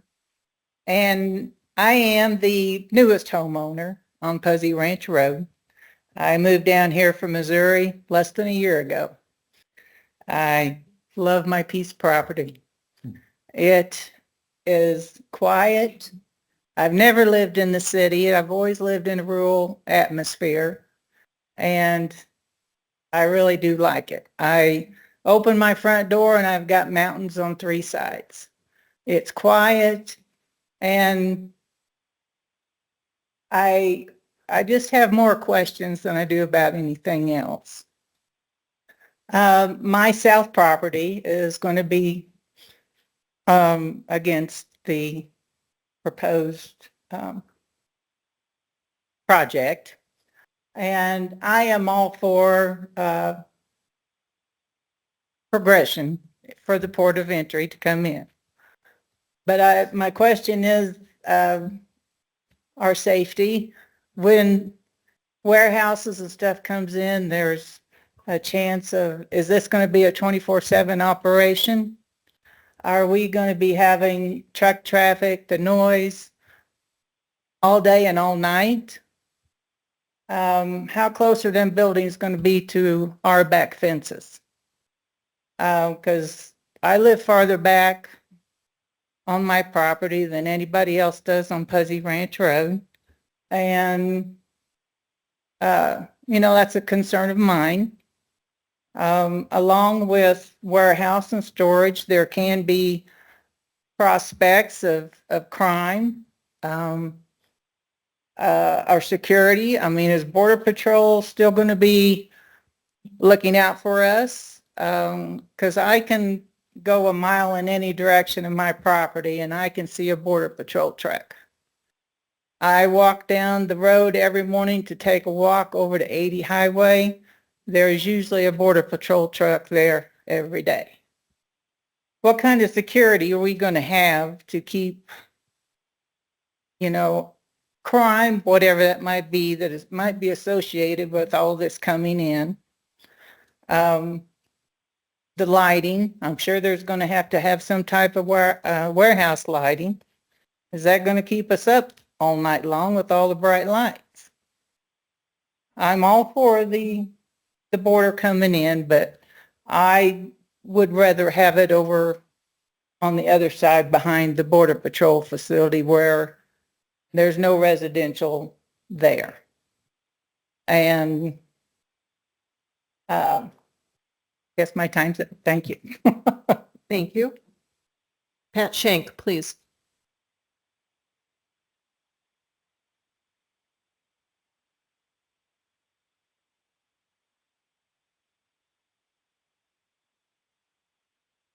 I'm Pat Shank, address 3401 West Puzzy Ranch Road, Douglas. And what I have to say is that the request for rezoning will put my entire west property line, which is 40 feet from my living room window, into the industrial warehouses, in addition to the entire south property line of my place. So I'm the first house when you get off of Kings Ranch Road and turn onto Puzzy Road. So I am at that corner, and that's why I share all that property line with this potential rezoned area. I don't have any objection to rezoning the large property west of Kings Highway to light industrial. We need that for warehouses if the port is eventually built, but not at the expense of all the homeowners that live on Puzzy Ranch Road. The noise and traffic and, of course, the Arizona dust, all that accompanies the warehouse area is unacceptable and unwanted. A visit to Nogales will will enlighten anybody in regards to the negative impacts to the neighborhood. My property value will plummet if this is approved. And that's all I have to say about that. Thank you. You bet. Is there anyone online?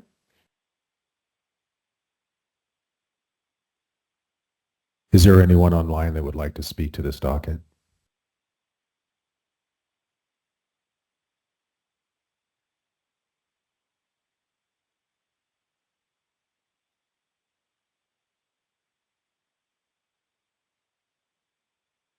Is it Helfrich? Helfrich, come forward, sir. You have 3 minutes. Name and address, please. Stephen Helfrich, Studio Architecture, 1303 F Avenue, Douglas, Arizona. I moved down here about 5 years ago from downtown Phoenix. I'm a registered architect for 30 years. I've had my own firm. I've done, beginning of my work in architecture, I work for a large architecture firm doing planning and design. And I've watched Phoenix develop for the past 30 or 40 years. I'm not against the port. I just think I would like it to be world class. And that is not world class, the site plan. There needs to be a comprehensive drainage plan for the whole area. And we need to deal with the contamination of the sites. And in my world, the performa is like this. You're going to end up with parcels around 5 to 10 acres. If you take a 5-acre parcel and you multiply it by 43,560, you get about 270 square feet. You take 25% of lot coverage, which means a building of about 55,000 square feet. And the rest of it is parking, landscaping, water retention. I see no landscaping or water retention in this site plan.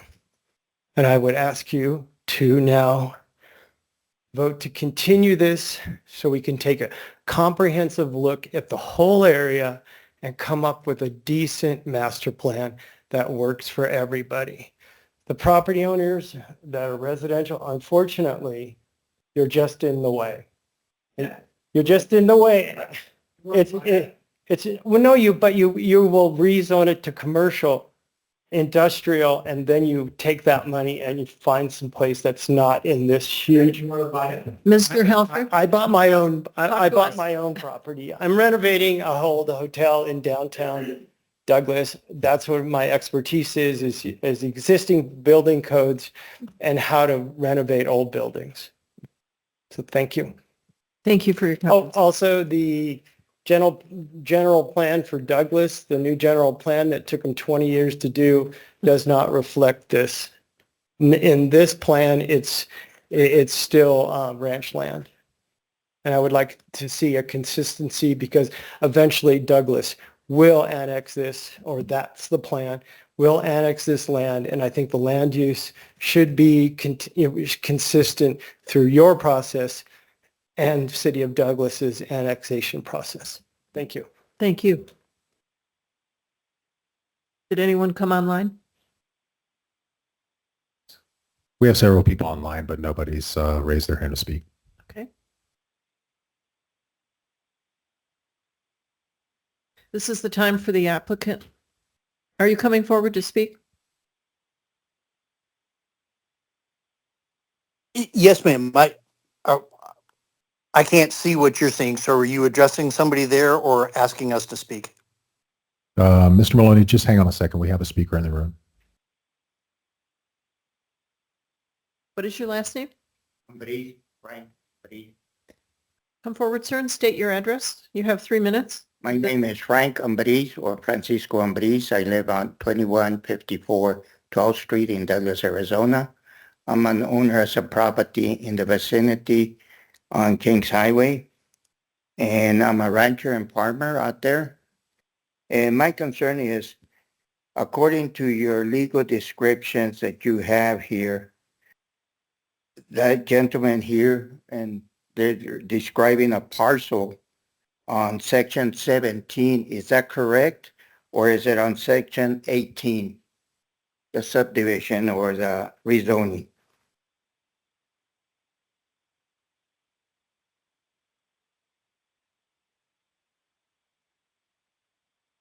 Sir, are you referencing the right-of-way dedication? No, that's section. The township and range and sections 17, that's where Puzzy Road and Kings Highway come together. If you follow it going west, there's section 18. Where is the development? Either on 18 or on 17, because these people here are saying that they're going to have the backyard of the development going, and that is on section 17. It's both, sir. Take a look on the, does that answer your question? Okay, so these people here, it would come down, then it would be on section 17 too, or no? The development. On 18, I can see it taking off toward the west. But according to these people here, they're going to have, for that development, they're going to have all that developing for the rezoning. My question is it partial, is it portion of 17 and 18, the subdivision or the rezoning? Yes. Okay, so, and then they're going to build the roads too on Kings Highway Sir, this is just a hearing to change the designations. for the general plan? Yes, yes. Okay, then the Board of Supervisors will get the rezoning. That's where some of that information Yes, should sir. be going. You're, Yeah, I did this for, you're beyond our scope. I did this for 30 years. He knows me and then Jerry. So, okay, Thank you, thank you though. very much for. Thank you. Mr. Taylor, who's online? Mr. Maloney, go ahead.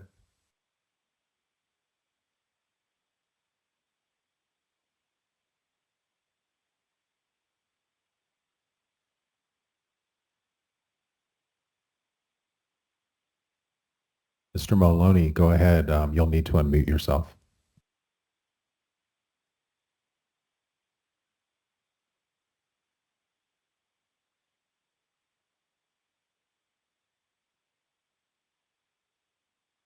No, I think we'll move To be forward. sure I'm clear, sir, you mean Mr. Maloney or Mr. Marks?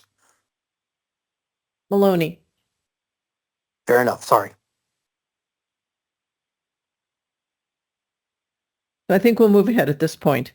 This is the time for the applicant to respond. Mr. Marks, do you have response to the comments you've heard? Yes, ma'am, very briefly.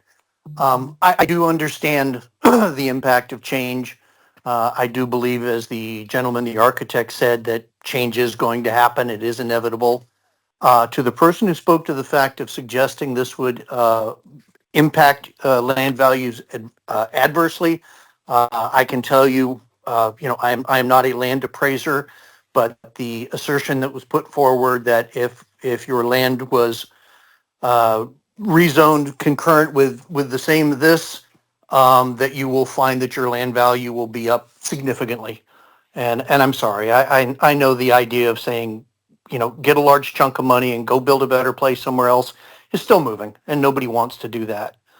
But the notion of relocating, we don't have the choice in the sense of saying the market driving things like warehousing, the money goes literally by the foot that they have to travel.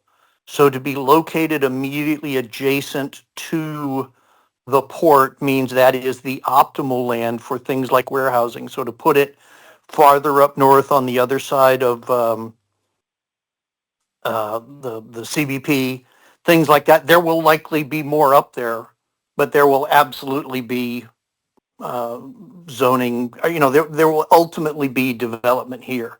It's too much money coming in, too big a project, affecting, the entire county and the entire state, that I'm afraid that change, absent anything any of us can say, is likely going to happen. So my heart goes out, because that is a hard thing when you see a quiet world changing, but I think the business reality of the port makes that an inevitability. Thank you. Is that it, Mr. Marks? Yes, ma'am. I think that's addressed everything that I had. All right. Hi, I'm just going to add to what Mike said to address what the architect said. This is incredibly preliminary. We would, of course, take into account that there's floodplain. We would, of course, take into account water retention, water runoff. We've also met and spoken in person with Border Patrol leadership, and they know this is coming, and security was part of our conversation with them, for sure, and being a good neighbor in a commercial setting. So, and I hear you guys. I do. Okay, thank you. Thank you, Ms. Gardner. Mr. Marks, anything else?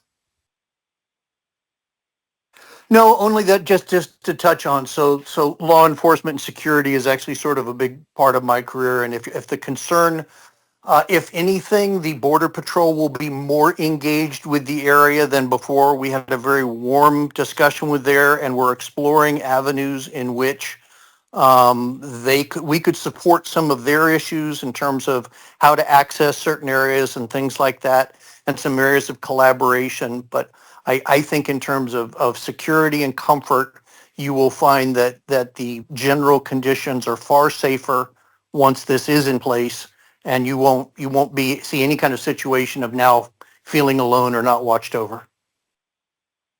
Thank you. The public hearing is now closed. It's time for the commission discussion. Do we have any questions for the applicant or staff? Mr. Gonzalez. Yes. Mr. Marks, I have some questions and some concerns. Question number one, who owns this property right now? Sir, the property is owned by Ardent, Arizona, and we have the owners of that are on this call now. Okay, so it's bought. It's a done deal, right? As far as Yes, sir. property ownership. Okay, I don't see a comprehensive study that shows, for example, hydrology, the offsite impacts. Those washes that go through this property start in Mexico, go north, then east, and then go right through your area, all the way to the Whitewater Draw. I don't see that being addressed anywhere. The other thing is your wildlife impact issues are not there. You're in a very sensitive and fragile landscape area, especially with wildlife, which is a growing issue and concern with most landowners, ranchers, and farmers, being that close to the border. So there's a whole community of people that are very concerned with that kind of stuff.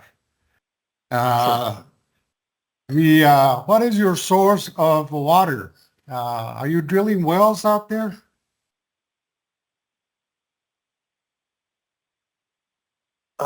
Sir, my understanding was that there were that part of the whole port project, that there were utility lines that were coming all the way out to the port, which crosses right along the edge of the property. Border Patrol's been trying to find a reliable water supply for quite a while. Most of the water they found significant levels of arsenic in there. I don't know if you want to use that. That doesn't sound like, no, sir. The other thing is this, what are you talking about when you say it's an employment center? Sir, so the notion that the business that will be going on here will create jobs for people in the local area.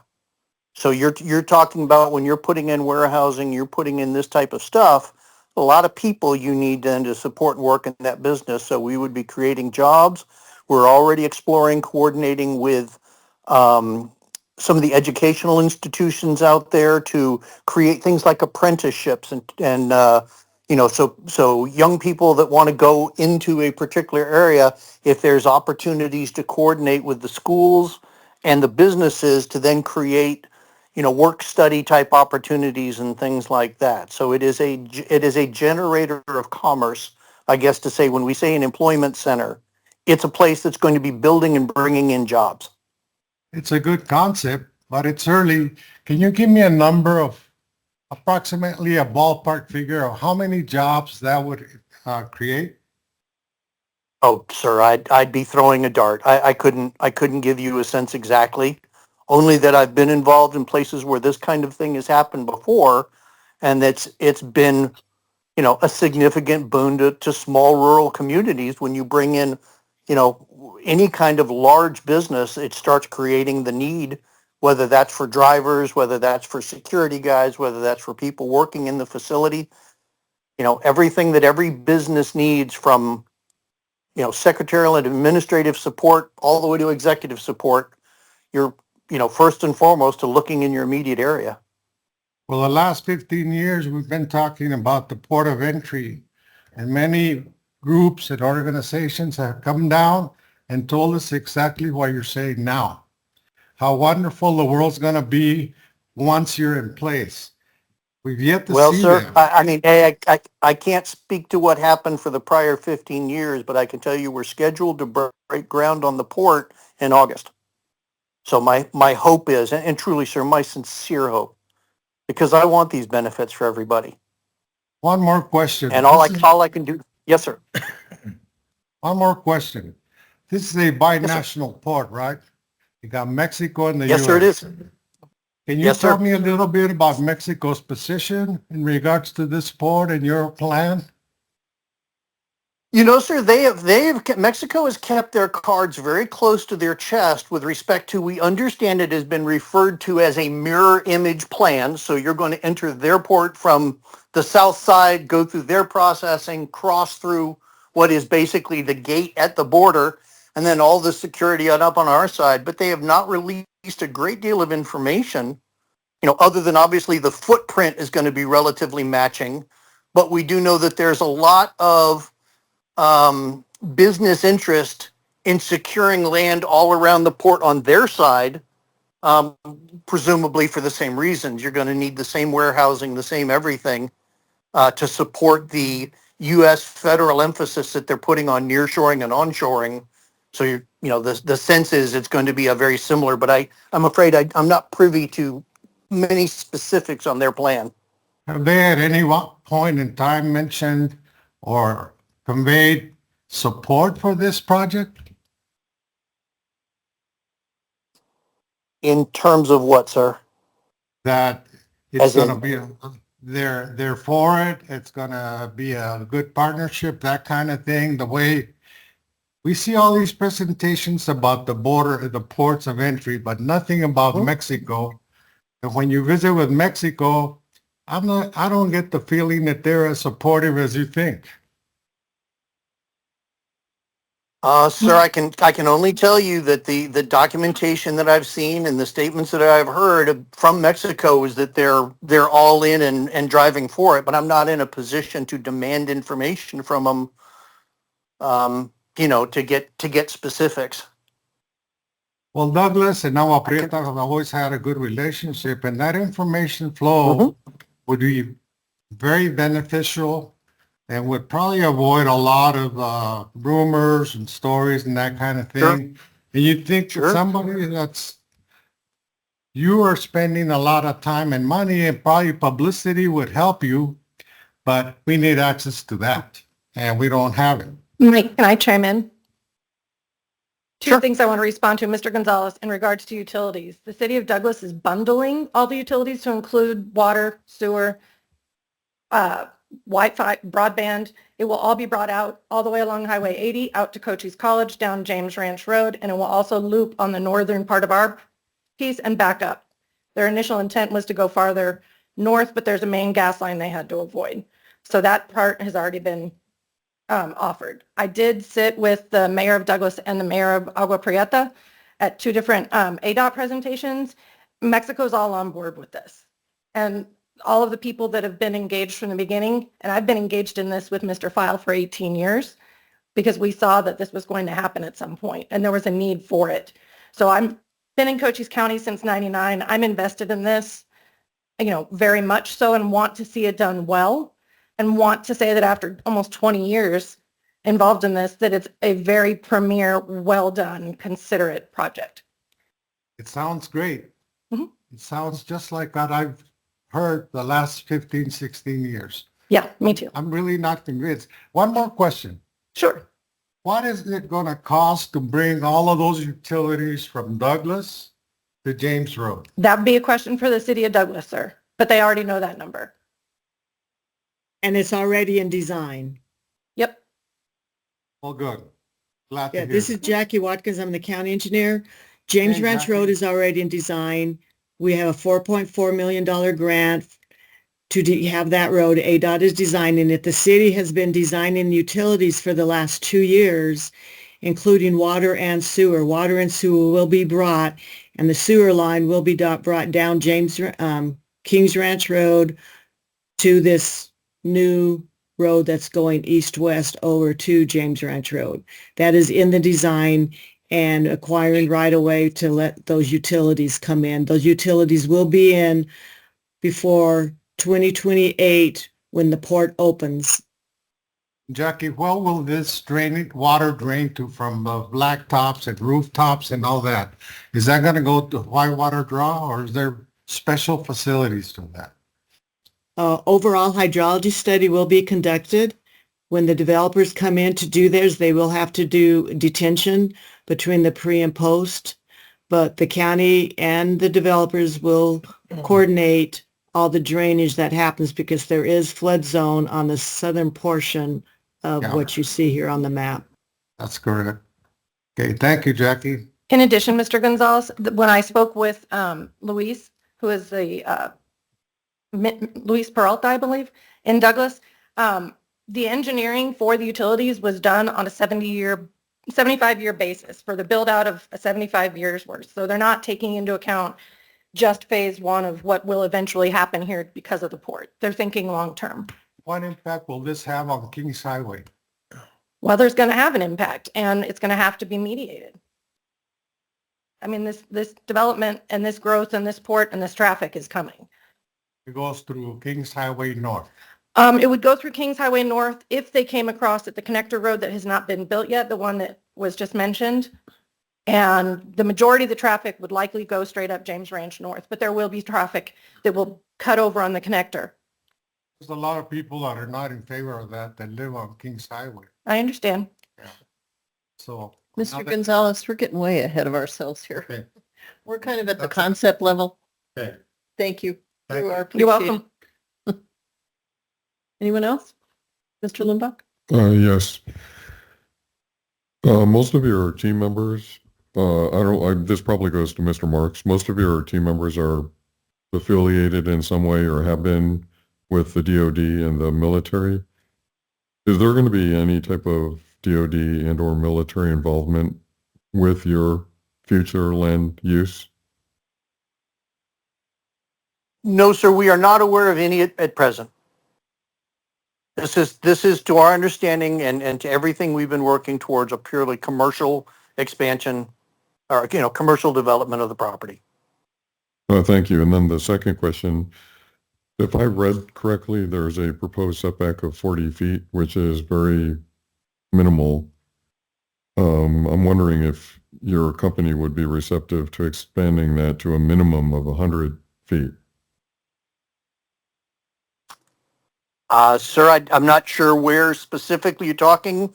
I'm sure we would be open to discussing anything, but I would be taking a guess, not having a plat in front of me to see what specifically you were talking about. Oh, Mr. Taylor, can you remind me where that, am I correct?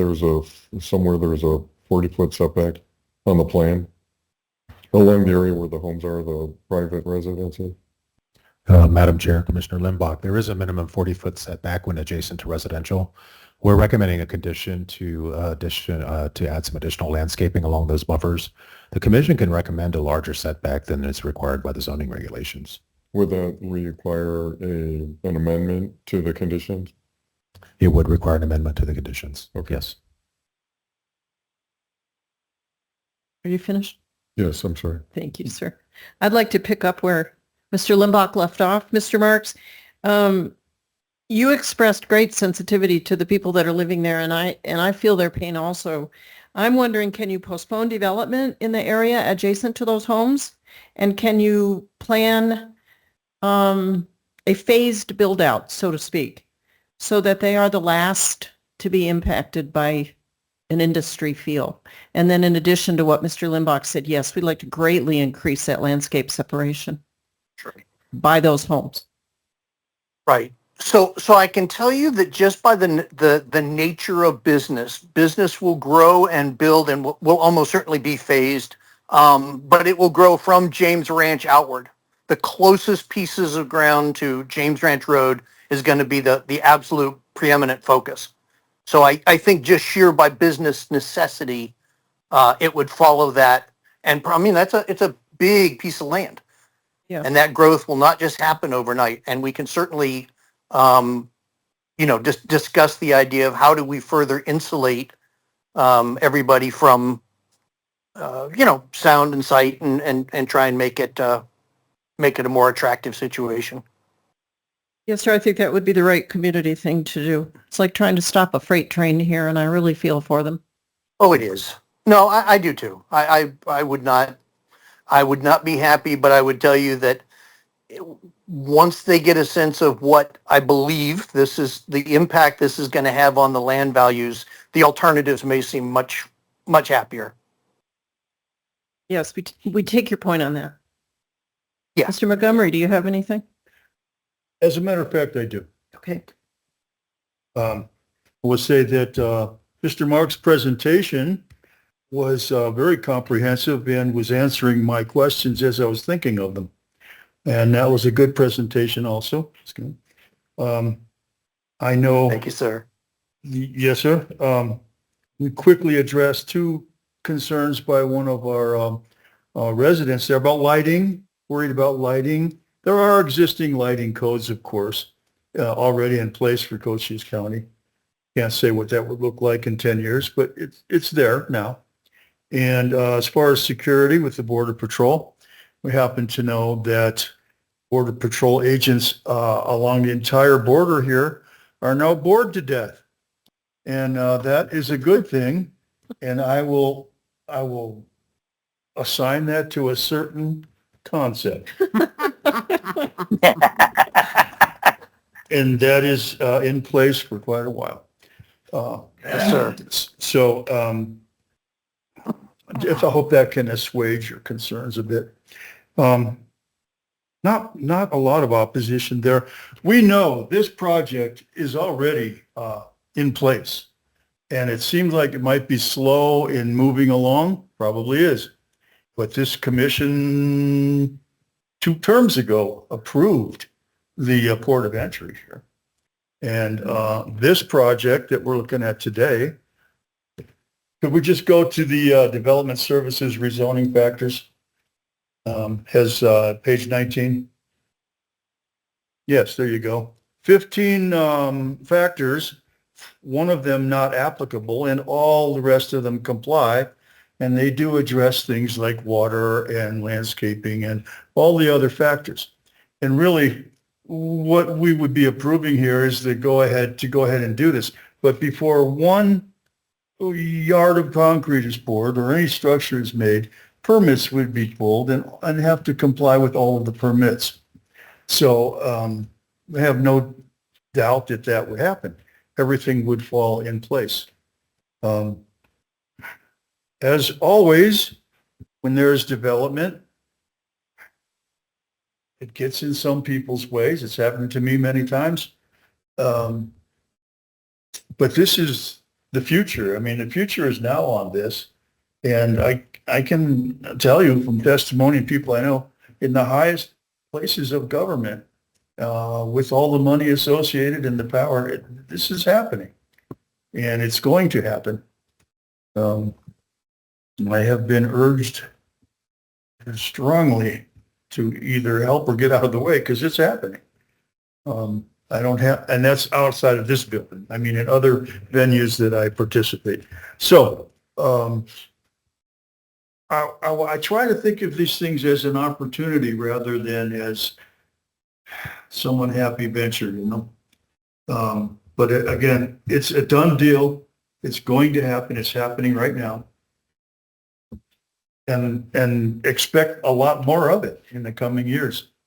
The Douglas area, that whole, you can go back to the maps if you like, folks. That is the future, and it's on the way right now. So everything will be in compliance with zoning and permits. And I don't think anything can be built that is out of compliance. I think that's all I have. Thank you, Mr. Montgomery. Anyone else? I would just like to say that my grandmother always said, change is something we all resist very strongly, but it's the most inevitable thing that we have in our lives. Today's not like yesterday, and tomorrow won't be the same as today. In my community, we have faced in the agriculture industry a lot of change. Has not impacted us as much as this port of entry is going to impact the Douglas area. And my heart goes out to you because the wheels of government roll slowly, but when they start rolling, it seems like they don't really care who they roll over. And I hope that this company would work with you and preserving what they can of where you live and your peace. But if I have been told that there is expected to be 1 truck per minute come through that port of entry, and it's not that far away from you. Yes, you're going to have a lot of truck traffic. And when you multiply that over time, it's, yes. So my heart goes out to you, but I don't see any way of stopping it. I will add one thing concerning the roads and the infrastructure from the port and this whole surrounding area will have to be improved and expanded. There's no doubt about that. And people who own property along those roads see that as an opportunity.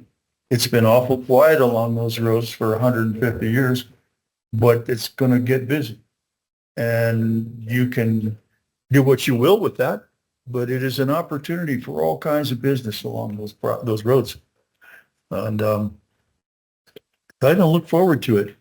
I will suggest that Supervisor Gomez from Douglas, generational citizen of this area on both sides of the border, is intimately familiar with the details of this project. And she will tell you, I don't have to tell you, but she'll tell you that she supports it wholeheartedly. So it's a done deal. It's just a matter of time for how fast it goes. I am finished, finally. Thank you. Okay. Mr. Taylor, could we have your summary and recommendation, please? Thank you, Madam Chair and Commissioners. Based on the factors in favor, staff recommends forwarding docket CPA 2502 and RZ 2504 to the Board of Supervisors with a recommendation of approval with the following special conditions. Right-of-way dedications per exhibits A, B, and C, which are attached to the staff report. A 20-foot landscape buffer is required at the time of development along all property lines shared with established residential uses, and those would be the residences we're discussing along Puzzy Ranch Road. Condition 3, conduct a wildlife survey and consider Arizona Game and Fish Department recommendations during final site design and development. I won't read all of these, but we've included these conditions in the past. They're soft conditions. They're very difficult for the county to enforce, but we strongly urge the applicant during the development to take these recommendations into account. Thank you, Madam Chair. Thank you, Mr. Taylor. I think with all the comments I've heard that could you go back a slide to the conditions? I think the 20-foot landscape buffer, we need to raise that at a minimum. And in addition, ARD needs to take into consideration some of our requests for additional buffering from the residences. But at very minimum for tonight, I'd like to see that raised to 100 feet. Yeah, I agree. Madam Chair, if I may, just very quickly, there are development standards associated with the requested industrial district, as well as development standards separate from those that are contained within the growth area category. The minimum setback, as discussed, of 40 feet would potentially be insufficient. This case is scheduled to go before the Board of Supervisors on June the 3rd, so I would request that the applicant, based on the Commission's recommendation tonight, work with staff to try to craft maybe some revised conditions to address those residences before we get to the Board of Supervisors. Yes, sir. Well said. We can certainly do that. Thank you, Mr. Marks. Ms. Gardner? All right, then. Proceed. Were you finished? The motions, please. I'd like to call for the first motion. I will make that motion. Thank you, Mr. The Montgomery. first one. It is Madam Chair. I move to recommend approval of docket CPA 25-02 to the Board of Supervisors, amending comprehensive plan designations of 369 acres from rural to developing and from growth area D to growth area B. Factors in favor of approval constituting findings in fact. Second, please.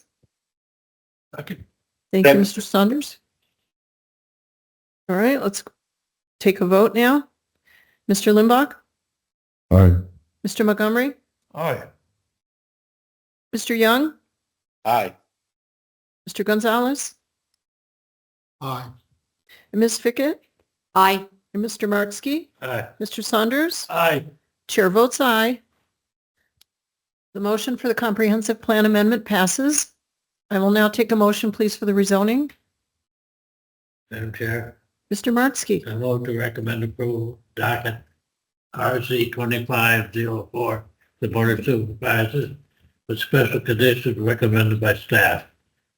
Rezoning tax parcels 108-34-0048 and 40-8-34-004 Delta from RU4 to light industrial. The factors in favor of approval constitute the findings of fact. Second? Second. Thank you, Mr. For the Limbach. purposes of discussion after the second, Mr. Montgomery? could you please repeat the first parcel number? I think I heard it incorrectly. That's right. Which one? The first one, 40834? 408. Okay. Where's it going? The first one, tax parcel 408-34-004 Alpha. Thank you.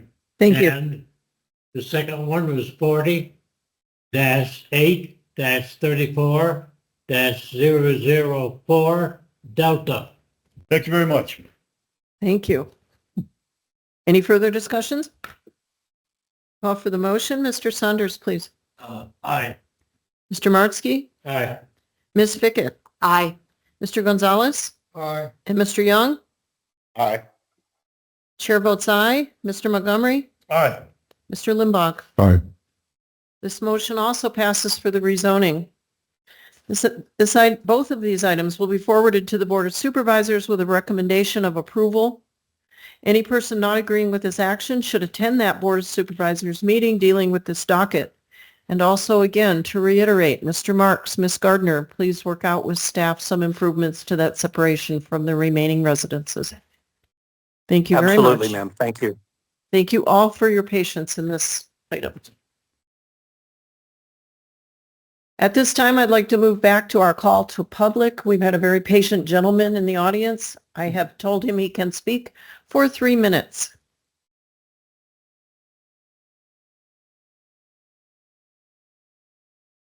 Please state your name and address, sir. 3 minutes.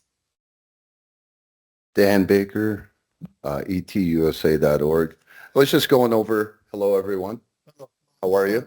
Sorry to take up your time. I know you've been very busy tonight. Thank you for taking on this. But I did notice one of the applications in the past. I brought two for reference. And on there, if it says hazardous materials, this one put yes, which is the correct answer.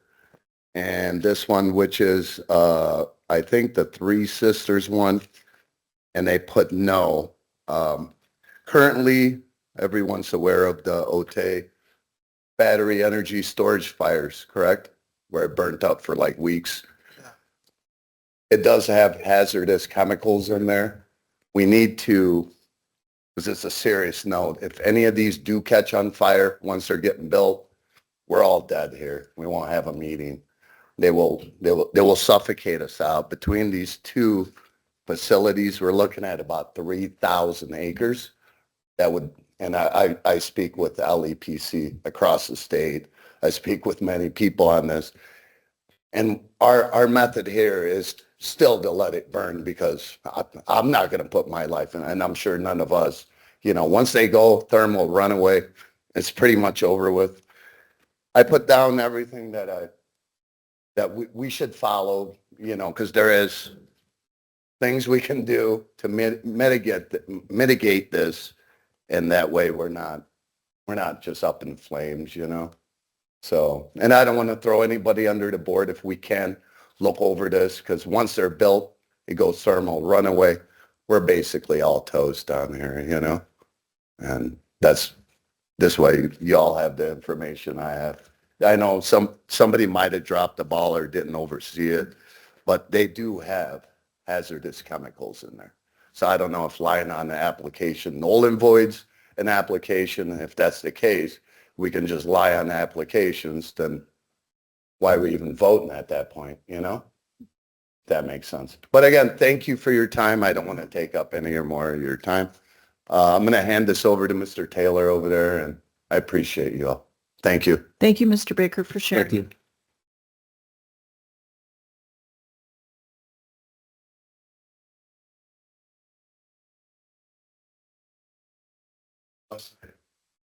Thank you. We have an action item this evening. Planning and Zoning Commission bylaws revision. This agenda item serves as a follow-up to a work session between the board and this commission held previously. Although much was discussed of a general nature, there were 3 topics that surfaced for further action from that meeting. They were planning and zoning meeting attendance requirements, in person, Teams, or phone. Appeals of special uses and opposition to planning and zoning rezoning recommendations coming before the Board of Supervisors with new information. Number 3, public opposition to SR 174 rezonings to RU4 in antiquated subdivisions. Today we'll review our bylaws, last updated in 2012, including item number 1, meeting attendance. Appeals containing more information than P&Z heard will be addressed at a future meeting and should result in changes to zoning codes. Item number 3, SR 174, is included as a work session today. I'd like to open discussion regarding our bylaws at this time, and we are seeing them on the screen. The first yellowed segment is regarding meeting attendance. If you could all take a look at that change suggested.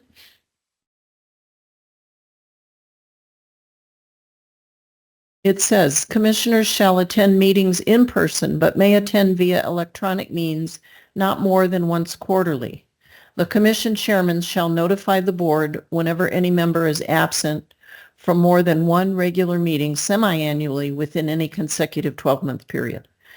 So that's a change from what was crossed out. The commission chairman shall notify the board whenever any member is absent from 3 consecutive meetings. So that is a change. That's a little heavier on attendance requirements.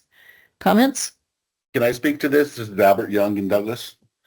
Yes, Mr. Young, please. Yes, and I'm sure this is me. This might be directed at, but when I became part of this board, I was told, you can participate via meetings. My work schedule, on Wednesdays, it's very difficult for me to get off early because I cannot leave before my teachers. My teachers have to work till 4 o'clock on Wednesdays. So for their supervisor to be leaving early is frowned upon. I will go and talk to my superintendent and see if they'll allow this, but that is the reason I have not been able to participate in person. When I was part of the Board of Adjustments, those meetings were at 6 o'clock and it was easier for me to get there.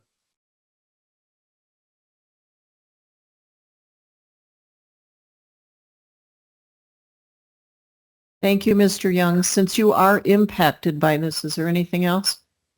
No, like I said, it's going to have to be a discussion. I just thought as being direct supervisor of people that I am saying must stay till 4 o'clock on these days, I need to be present for that as well. So, but if I speak to my powers to be, I believe I can get this worked out.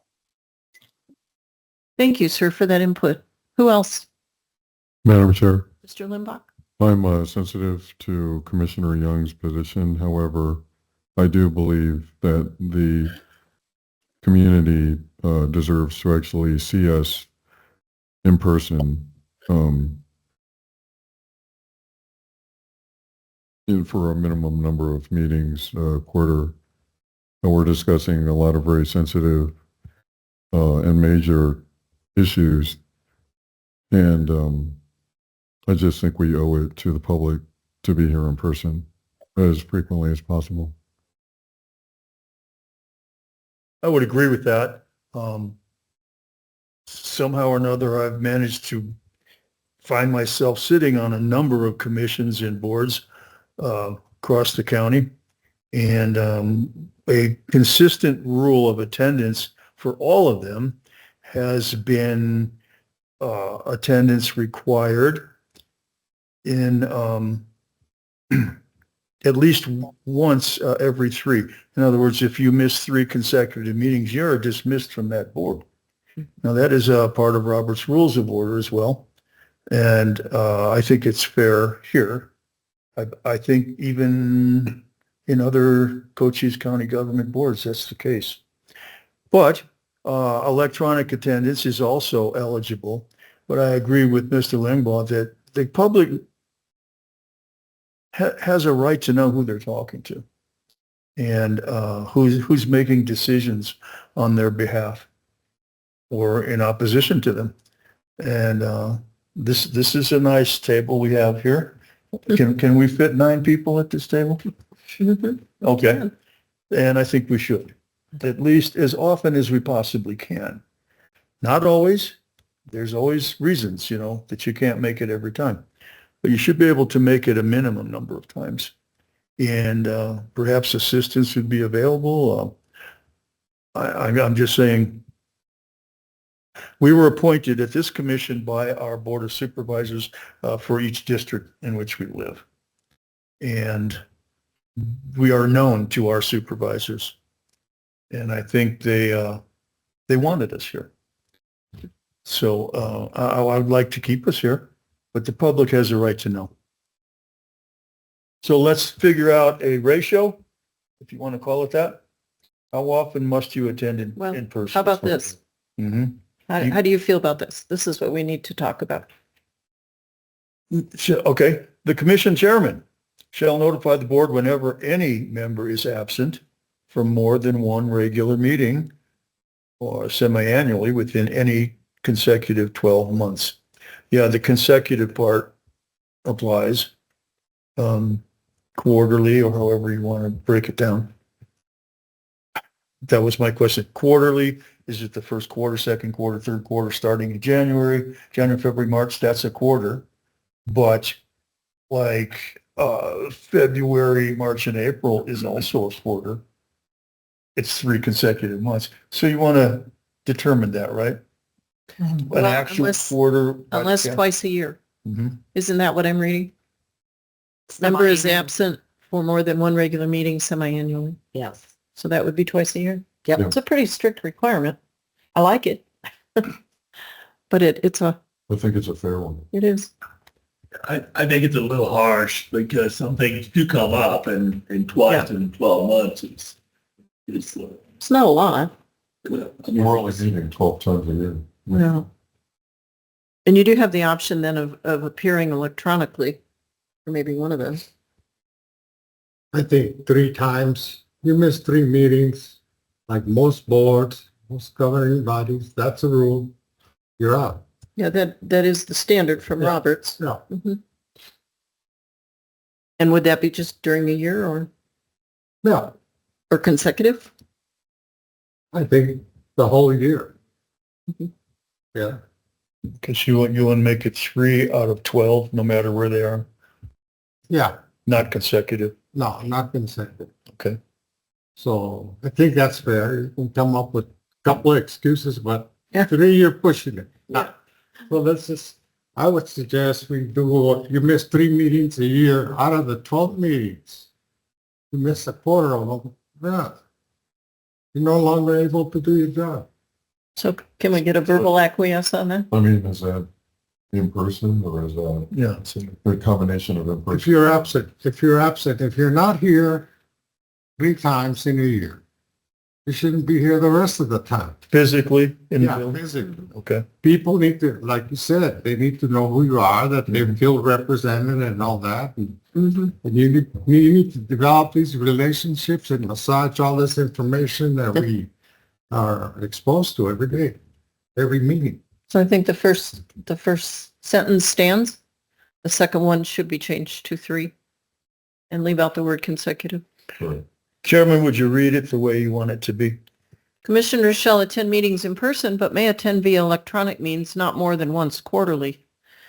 The commission chairman shall notify the board whenever any member is absent from more than one regular meeting. No, Or more than 3 within. more than 3 regular meetings within a 12-month period. Can you type that, Mr. Taylor? Will you fix that for us for next month's vote? It's going to be a test. Yeah, there's going to be a test. Oh. All right, we generally acquiesced. Everybody's shaking their head, yes? Yeah. We're good. Let's try and move on. Number 5 is just it's just a sentence understanding. I thought it was weird, so I took out I those do words. too.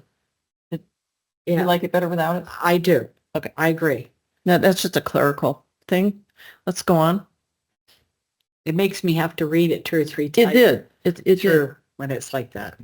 And then this is just a point of procedure. It says right in our own bylaws that initial motions shall be made in the affirmative form in order to open the discussion of a docket. I had a member of the public come to me 2 different times and say, why aren't you making a motion to open discussion at the beginning of your procedure? So my proposal is, Matthew, can you go up quite a ways to the list of our procedures?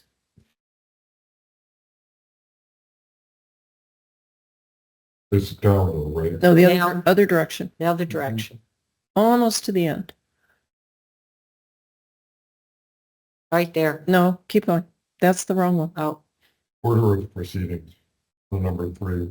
Yeah, oh, There we go. Order of proceedings. So number 2 should really be, we call for the motion to open the discussion, should it not?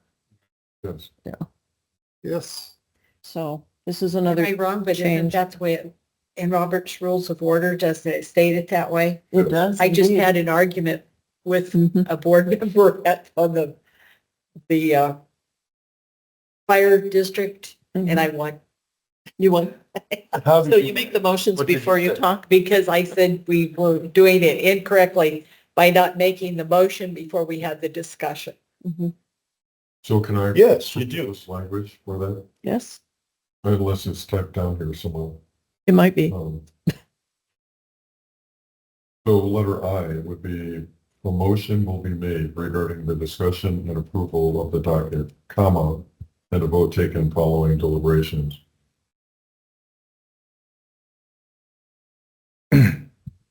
If there's a second, then we can discuss this.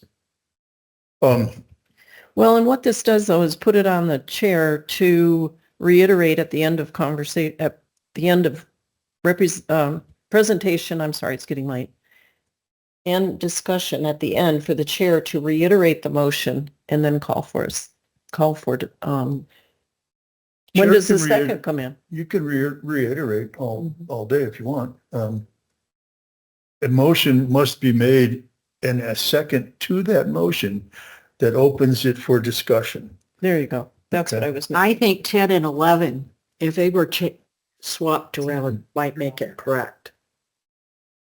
And I think 11 should be number 2. If there's discussion before a motion, that's just a bunch of blah, blah, blah going on. Right. It's not part of the Well, record. that's what we do every meeting. So we need to No, fix that. we have a motion and then we've always had a second to our motions, which allows for conversation before the vote. Right. Okay, if there is no second, that motion goes away. It's Okay, done. that's not at issue. Yeah. Technically, I guess since this was taken word for word from that number 11, my motion would be to push it from 11 up to 2. Yes. I think that will solve it. You're probably right. I think that will solve We it. got nothing to. We don't by go through trying. quite this much stuff. I'm actually, Pardon? You don't want to get stuck having to vote 10 votes before you get to the docket. I keep reaching for my mouse. Matthew, are you grabbing all this? You're grabbing our meeting? We want number 11 to go to number 2. Madam Chair, basically, the commission would like to mirror what the Board of Supervisors does. There's a motion and a second, and then the proceedings begin. Yes, sir. And then the motion is reiterated before the vote. Yes, sir. So is that a copy and paste from their instructions? We'll try. So we forgive might, me, but I'm still, nowhere in any of this is the second step after a motion, which is a second. We always do that because we have to do it. Yeah. But there has to be a second before you go on to talk about it. Correct. Yes. So that should be in Motion there. to die without a second. that's That's right. right. It automatically dies. So how do we do number 8? In 11. I hear a second, Second required. Yes. and if you don't hear a second, it dies. Yeah. Just say, do I hear a second? That's it. That's right. Automatic. So second that, yeah. But Robert's saying it needs to be written in this. Well, I think it should be. And Matthew is, Yeah. he has that language. You can say a motion will be made and seconded, There you go. Perfect. and then we go on from there. I have my Robert's rules out in the truck, but I'm not going. No, we're with you. We got it. There are just 8 of us trying to sort this out. I'm gonna go blind sometime, try reading that stuff. Oh. All right, shall we go back up and see what we missed? Just mostly corrections. Oh, and again, that was just a number. A grammar. Yeah. There we go. Initial motions, we've solved that. And then number 14, a copy of the updated spreadsheet of attendance is to be provided to the chairman. Wait, go back down, Paul.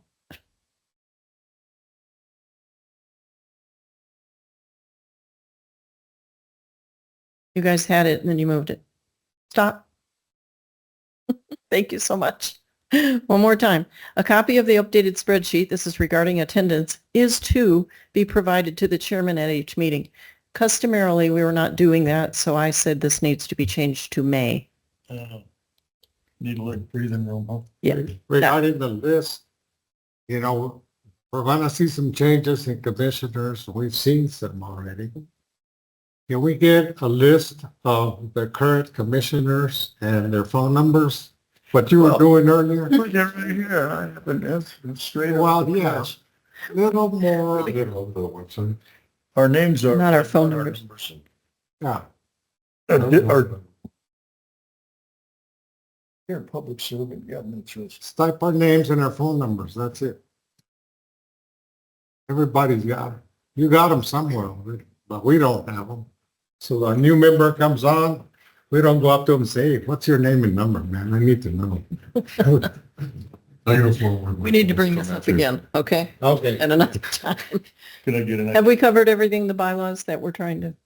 Yes, Madam Chair. You know, I'm sorry, bylaws can be amended whenever we need to do it. Mhm. We don't have to schedule that way out. And so they will prepare something like this with a strike through and a rewrite, and we will vote on it next month. Tonight was just discussion and input. I do have one thing, it's just an administrative thing. When you move these bylaws into the new zoning regs, If you leave me a voicemail, I'll call you back.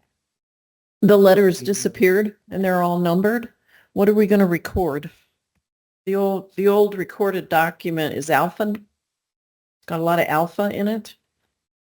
Is that all going to go away and match what's now digitized in our new zoning system? Yeah, there was a change a couple of years ago that basically switched all the numbering around. We'll update that. Yeah. So our new recorded bylaw document will reflect what's in our digitized zoning. Correct. Okay, good. Just want to make sure. Updated bylaws soon. And being the new guy on the block, I kind of enjoyed getting to read through all this because I don't just go on the internet and read stuff. Oh, good. Yeah. So our commission meetings are recorded, aren't they? Yes. And available online for a little while? Forever or how long? The internet is forever, Commissioner Montgomery. They're eternal. That's right. That's right. My buddy. So this action item is completed by discussion. We will see a marked up format next month to vote on. Thank you very much, staff, and we have one more item. No, we have another item. We have a work session, gentlemen. Let's do something with a lot of motion. One question. Just one thing. Sure. Yes. This may not be something we're going to discuss today, but the appeal process.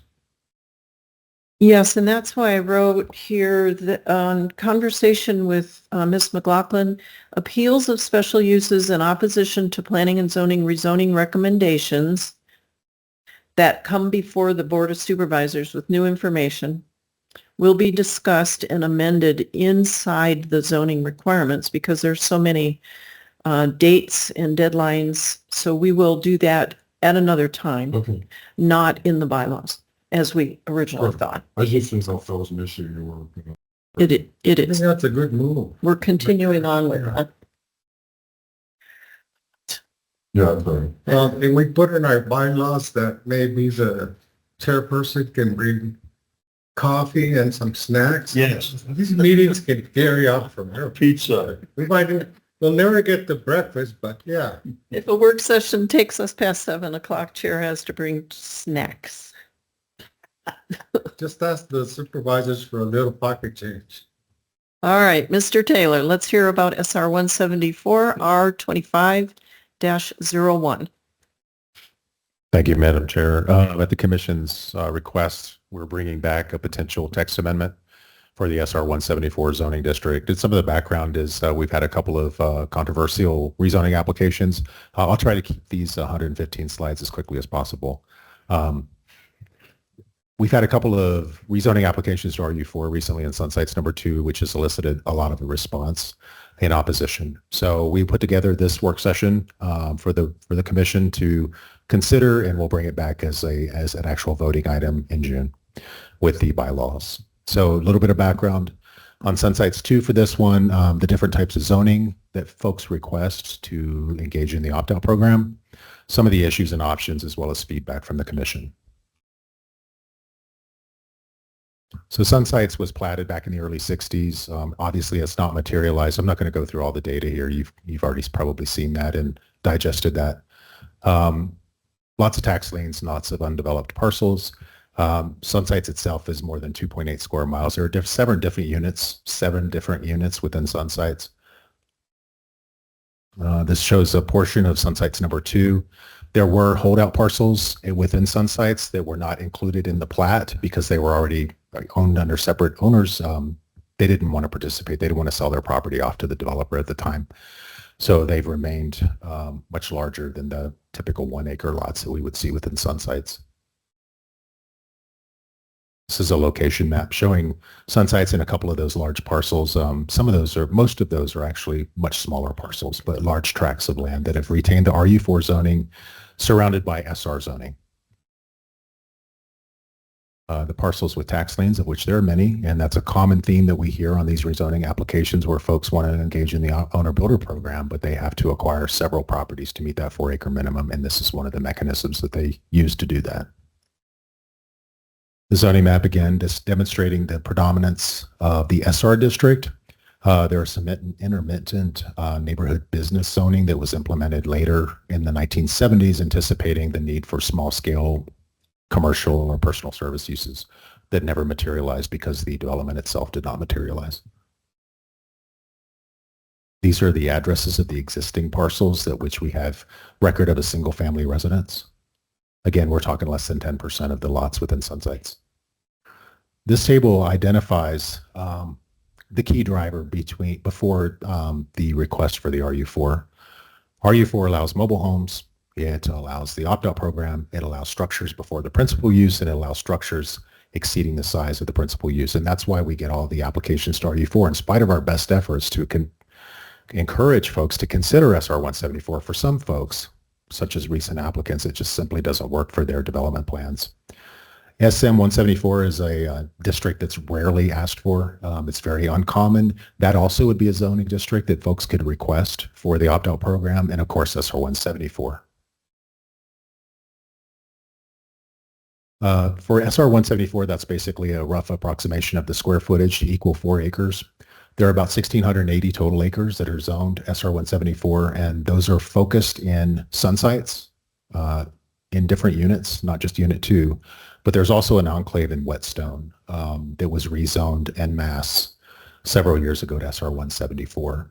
And as the last bullet, I think is the most important point to mention, SR 174 is the most restrictive 4-acre zoning, which is not ideal for folks that want to participate in the owner-builder program. RU4, very similar. 90% of the county is zoned RU4. And it's the least restrictive. Again, it allows a variety of housing types. There's no particular order in terms of accessory structures and principal structures or the size of those structures in relation to each other. So I'm not going to really read all the issues, but again, Sunsites is basically SR. SR 43 is the most common zoning district we see. There is some SR 22, which is less than a half an acre lot for zoning. So since this is Sunsites was developed prior to the county's implementation of zoning and subdivision regs, it is an antiquated subdivision. I'll skip the second bullet because we'll talk about that in a later slide. And again, just to summarize, SR 174 allows the opt-out, but it restricts to single-family site-built homes, no manufactured homes, no mobile homes. Accessory structures cannot be built before a primary structure, and larger accessory structures. I think there was a previous application where a gentleman wanted to build a barn, but it simply wouldn't be feasible for him in SR 174, which is why he proceeded with RU4. Again, significant opposition in a couple of dockets recently within the past few months. Can I ask a question? Sure. Well, an applicant might appeal to this board, for instance, to reverse that order on some strange reason. Whereas they could build a secondary structure first. Would that not just require a vote of the board? Well, how could the supervisor say that? That's a codified requirement of the zoning regulations that the commission has a lot more latitude in special use authorizations because of the conditions. We're pulling a more intense use into that district, but when it comes to the rezoning itself, those provisions stand, and the more likely board that would have purview over those decisions would be the Board of Adjustment, because they are the body, being a quasi-legislative body, they would have the authority to grant relief from provisions within the zoning regulations. But even in this case, that's more of a use, not a figure that we would attach like a number to.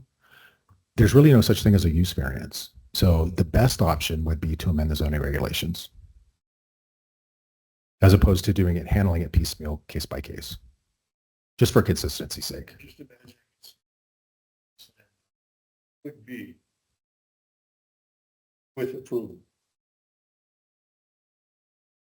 What could be altered? The order of construction project.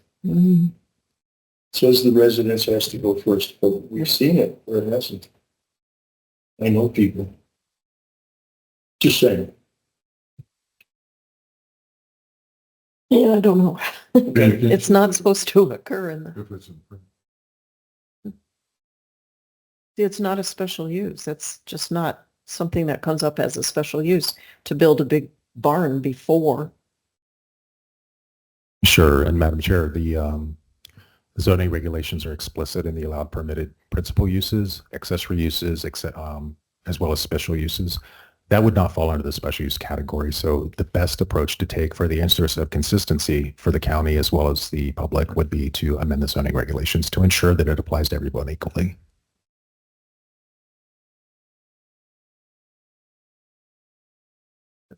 Neighborhood opposition would be greatly reduced. So on the other hand, I know nothing. Yeah. So continue on, Madam Chair and Commissioners. The three options before the commission today for your input, we can just leave the zoning regs as they are. To your point, Mr. Montgomery, future downzoning could just include a condition that would not allow manufactured or mobile homes in rural zoning. Again, we would steer clear of the accessory structure issue. Number two, amend the zoning regulations, allow for accessory structures to be constructed before the primary structure and to exceed, that should be the size of the principal structure, which is prohibited right now in SR 174. The final one would be allow for all of the above, but limit that to the antiquated subdivisions and not make it countywide. There are some areas where having a big barn in SR 174 may not be appropriate because there's an established neighborhood character and you would give it a very rural or potentially an industrial or heavy commercial feel when it's already an established smaller lot residential development. So these are the recommended changes we're suggesting. One is to add a definition to the zoning regulations definitions to actually define antiquated subdivisions. And I'll just paraphrase. These would be subdivisions that were platted by the Board of Supervisors, accepted legally by the county, that predate zoning and subdivision regulations today, that are currently in effect today. And the second caveat would be that these are subdivisions that not only predate regulations, but they've really not materialized as actual developments. The odds of sun sites developing into a full-scale residential would require significant amounts of infrastructure, not just water, but sewer, improved roads. It would be a very expensive proposition. And the fact that we see so many properties in tax lien would suggest that these aren't going to happen, that we're not going to see that kind of infrastructure in these areas. Secondly would be to just amend the regulations to mirror the language for some of the other districts, which is as long as a property has a minimum site area of 4 acres, consisting of 4 acres, and it's located within an antiquated subdivision, then we would authorize those accessory structures to be built prior to the residence, and they can exceed the size of the residence. And that seems to be the key component, whereas the opposition has been concerned about manufactured homes, the applicants are concerned about the primary versus accessory structure issue. So this would be the language that we would bring back to the commission in June, unless the commission has any recommended changes to these definitions.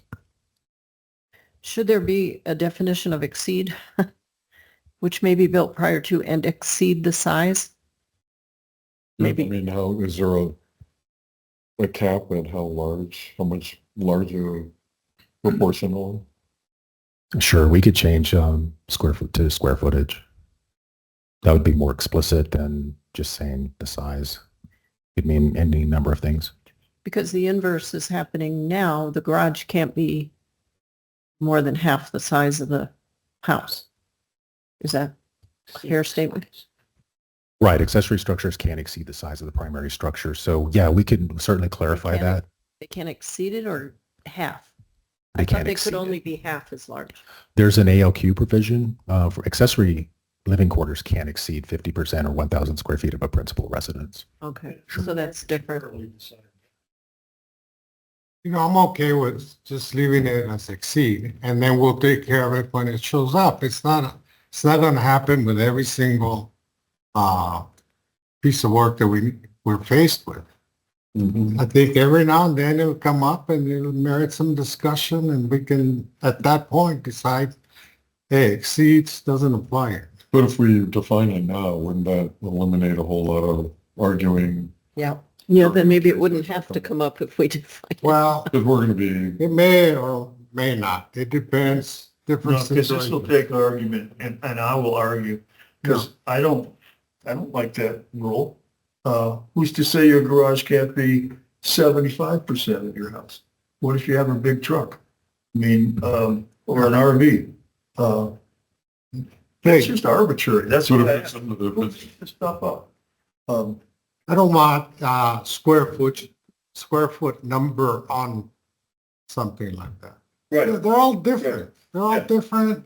And That's people come here with a certain lifestyle in mind. There you go. As long as they're in line with the objectives that we're trying to achieve here. That's right. My hippie friend, Mr. Gonzalez. That's right. Very good. I'll be what. I just want, I mean, I want to be sensitive as well to the existing neighbors that have been there for 20 years. Well, I think the issue is mobile homes versus regular houses. And, But don't you think the size and the scope and the height of a building matters too? I mean, you could, according to this, you could well, put a it does, but making regulation to govern all, I don't think it's the right approach. I think we can Well, I'm not take it talking one about at a like time. micromanaging, but just some basic Yeah. guideline. If I want to live in a barn, and some people do, and they remodel their barns. you know. Is that our job as a commission to define these numbers though? I don't I'm think happy so. to do it, but, I don't think, It's our job to advise yeah, the BOS. yeah. Okay. we're not in the construction business. Right. Do you have any thoughts about that modifying the word or replacing the word exceed? Or describing it a little more, not micromanaging, but some basic guideline on a restriction? You can try larger. Well, Commissioner, my concern is that the sky is open and they can just build some crazy monstrosity, you know? There are codes right now. Well, they have to be customarily incidental. Well, we gotta have faith in our staff also that this guy spends a lot of time looking at that stuff and I'm sure he can filter it before it comes to us. If a guy's building, We'll leave it. They can be mad at you. I don't know, I just think they usually are. it seems like it'd be easier on everyone if we kind of defined it somewhat. but I'm confident that he can provide the guidance and the information needed before it gets to us, you know? So no, you can't do that. Well, Stupid. anyway, that's my thought. Well, those dimensions would be for another meeting, because it'd take too long right now. Yeah. Well, let's come up with some suggestions. Madam Chair, would you like to, in terms of just removing the word size and just say, and exceed the square footage of the principal residence, would we allow those accessory structures to exceed the height of the principal residence also? Because we could just explicitly replace size with square footage and height. Again, Getting a little swamped mentally. Most barns are taller than a house. yeah. Right. They had it back in June for a vote by the commission. Yes. And it will go to the board as a text amendment. I think we'll work on this just a little more. If I can What do you think? hear some differences here. We'll We've try been and around here the longest. put them all Well, together. You My know, thoughts are the correct. principal use I'd be is real. the whole thing up One like. situation out of where I live right now, where we have a gentleman that does special catering for houses. And you can have him cater a dinner to you. The funny thing about that is he cannot use his own house to make those things. They've got to be made outside of the house. This is health department. So if you go out there to my house, you go by his house, you'll see a complete kitchen out in his front yard. Oh, we had to have a commercial kitchen. Commercial kitchen in his front yard. He can't put it in the building he built because it is not equipped with bathrooms and so on and so forth. It's really an odd situation. They told him he can put it in a tent, but he couldn't use electrical refrigerators if he put it in the tent. He couldn't use electric freezers. He had to use portable, like a picnic thing, which is odd. But here's one regulation killing something that we should be able to look at. And, Yeah. and as far as this accessory structures, I think that's something that you see a lot of people wanting to do. They want to get a garage or a storage unit to store things in while their house is being made, while they're building the house or while somebody else is building it. So some of these things, I think, we've got to really look at what the use of it is, as much as what the size is. I agree with you. The size of my garage is not big enough to take care of my cars. So what do? You know, if you're looking at that, I may not be like a lot of other people, but I have certain things that I hang on to that I just don't get rid of. I've got an old car, an older car. It's not old, real old, but it's one that was specially made for me by the factory to have equipment in it exactly like I wanted, and I don't sell it. Luckily, I have a second house on another piece of property. The second So garage? that car is kept at that house. And But you shouldn't have to do that. yeah, you know, it's an odd thing, but this is when you look at accessory buildings, what are they going to be used for? What is the use? The base? That's why I think we should take them when they come up one at a time. I kind of agree with you there. Let's take it up one at a time. Do we allow this? If it's allowed in this area, then it should be allowed, period. And we shouldn't just do the thing. I So think Chairman, we I gotta think do you're it seeing some way unanimous that agreement. It's almost like a special. Unanimous agreement. Most people have a garage and it's got everything in it except cars. You're right. So, and they park 4 or 5 cars around their house. And then if they want to build a barn, there's issues with that, you know? Yeah. I can tell you right now, the code is, the county has no business with what's in your garage. Now, again, if you're operating a food service or some health code thing, but otherwise, it's none of their business, and they'll tell you it's. That's right. I agree with you. And I agree with that. So. I got tractors, I got farm equipment and all that. Yeah. And then there was some people from California came and wanted to buy property next to me.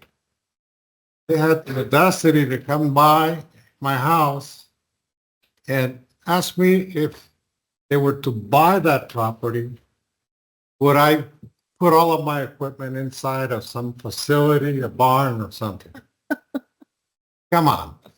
There's got to be some protection there saying, hey, welcome to Cochise County. Good that they brought. No, Very good. no, they didn't. It's on to another. Yeah, I think we're going to have to push this forward, unfortunately.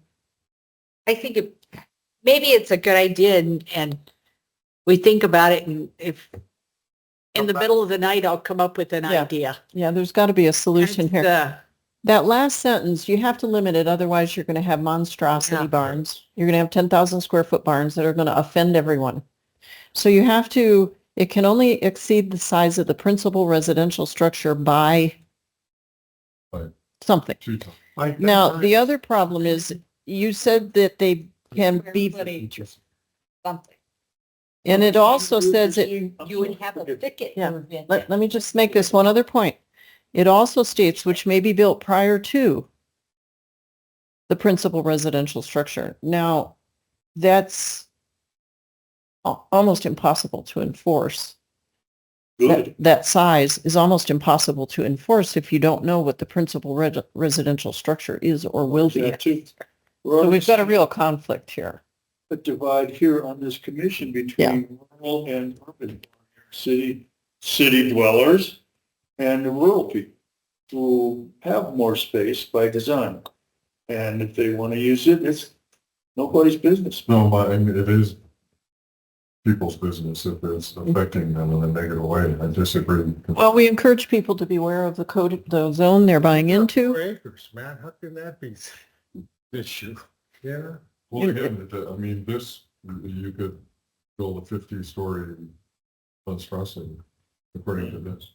There's already a code for that. I think 30 feet is the maximum height. And as far as. Well, then we could reference that code then. Yeah, it's in there. You know, when you build a hay barn, it's gonna be 20 to 30 foot high.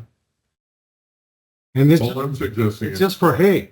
I mean, you know, I'm just suggesting some reasonable. Yeah. But in residential zoning, oh, resident, that's inappropriate. oh, yeah. yeah. And that's what we're trying to nail this down to. Yeah, because. You have a situation too, that I just built a storage shed with my house. And the first thing I was asked was, what actually are you going to do with this storage shed? Now, None of your business. Right. my primary thought originally was to put my guns in there. And that automatically brought up another thing. And they said, well, your construction, you're going to have, are these guns in the safe? Yes, they're in the safe. They're in safes. So I was told my 4-inch poured concrete foundation was not suitable to put the house on top of because I was going to put them in safes. And the weight of a safe was not equal to a normal home. So I had to go to an 8-inch floor. Yeah. I have an 8-inch concrete floor. I haven't put my guns in there yet because I was taken over by my kitties and the cat house. Well, every city have that. Every city, I'm sorry. Yeah. Good. Okay. Yeah. There's a lot of things coming up with these things. Can we say, not exceed the size of the principal residential structure, comma, pursuant to Not everybody is, the code? not every woman is married to a husband. by Established the established restrictions that are already the height. Like you say, pursuant to. I got. Every city has its planning and zoning. Sierra Vista has. How many guns? They have their own P and Z within the city limits that define all that stuff. Okay? So. And we define it also, the rural district, maximum height in rural districts for principal and accessory structures is 30 feet. And in SR 174, it's 30 and 20. That's all I'm saying. Can we? Let's reference those. Sure. Because that at least defines what is acceptable. We're making it clear that it does not allow unlimited height. The other issue then is, do we want to cap the square footage in relation to the principal structure, or are we just going to stick with the RU4 language, which basically says it can be larger than, provided you have your 4 acres? So on 4 acres, you can build like the gentleman from Canada wanted to do, a big old barn and a 600 square foot house. No, I like that. I mean, personally, I don't know about that. If it keeps it within the SR 174, I think we've accomplished the purpose. I don't know what upgrades or changes are necessary to the language.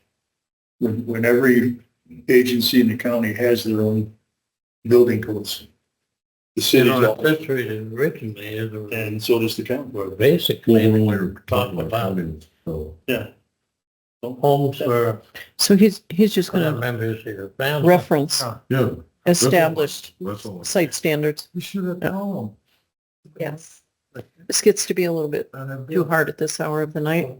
I think we'll look at it again next month and see if we can come up with a vote. We might consider early idea. Yeah. And if you do, please communicate by email with Mr. Taylor during the month. Please enlighten him also. When you wake up at 3. How is it complete, Mr. Taylor? Meeting at 10 o'clock was. Is there anything that should have been brought to us if Miss Christine was here? Should we move on to the planning director's report? Planning director's report, thank you. Very quickly, we have 3 dockets scheduled for June. One is a contractor yard south of Sierra Vista on Keeling Road. I saw. Another one is another RV park. This would be east of Sierra Vista. And lastly, an offsite tasting room south of Wilcox. Those would all be special use authorization applications. And of course, we'll bring back the bylaws as well as the work session item in June. Can you please repeat number 1 this time? The contractor yard? Contractor yard? Correct. A contractor yard on Keeling Road south of Sierra Vista. Yeah. So those are the planned dockets we have. And then our interim director will be back for the June 11th meeting, and things will return to order. We did well. With the agenda we had this evening, chaos was anticipated. It was a difficult agenda. I thank you for your patience. Meeting adjourned.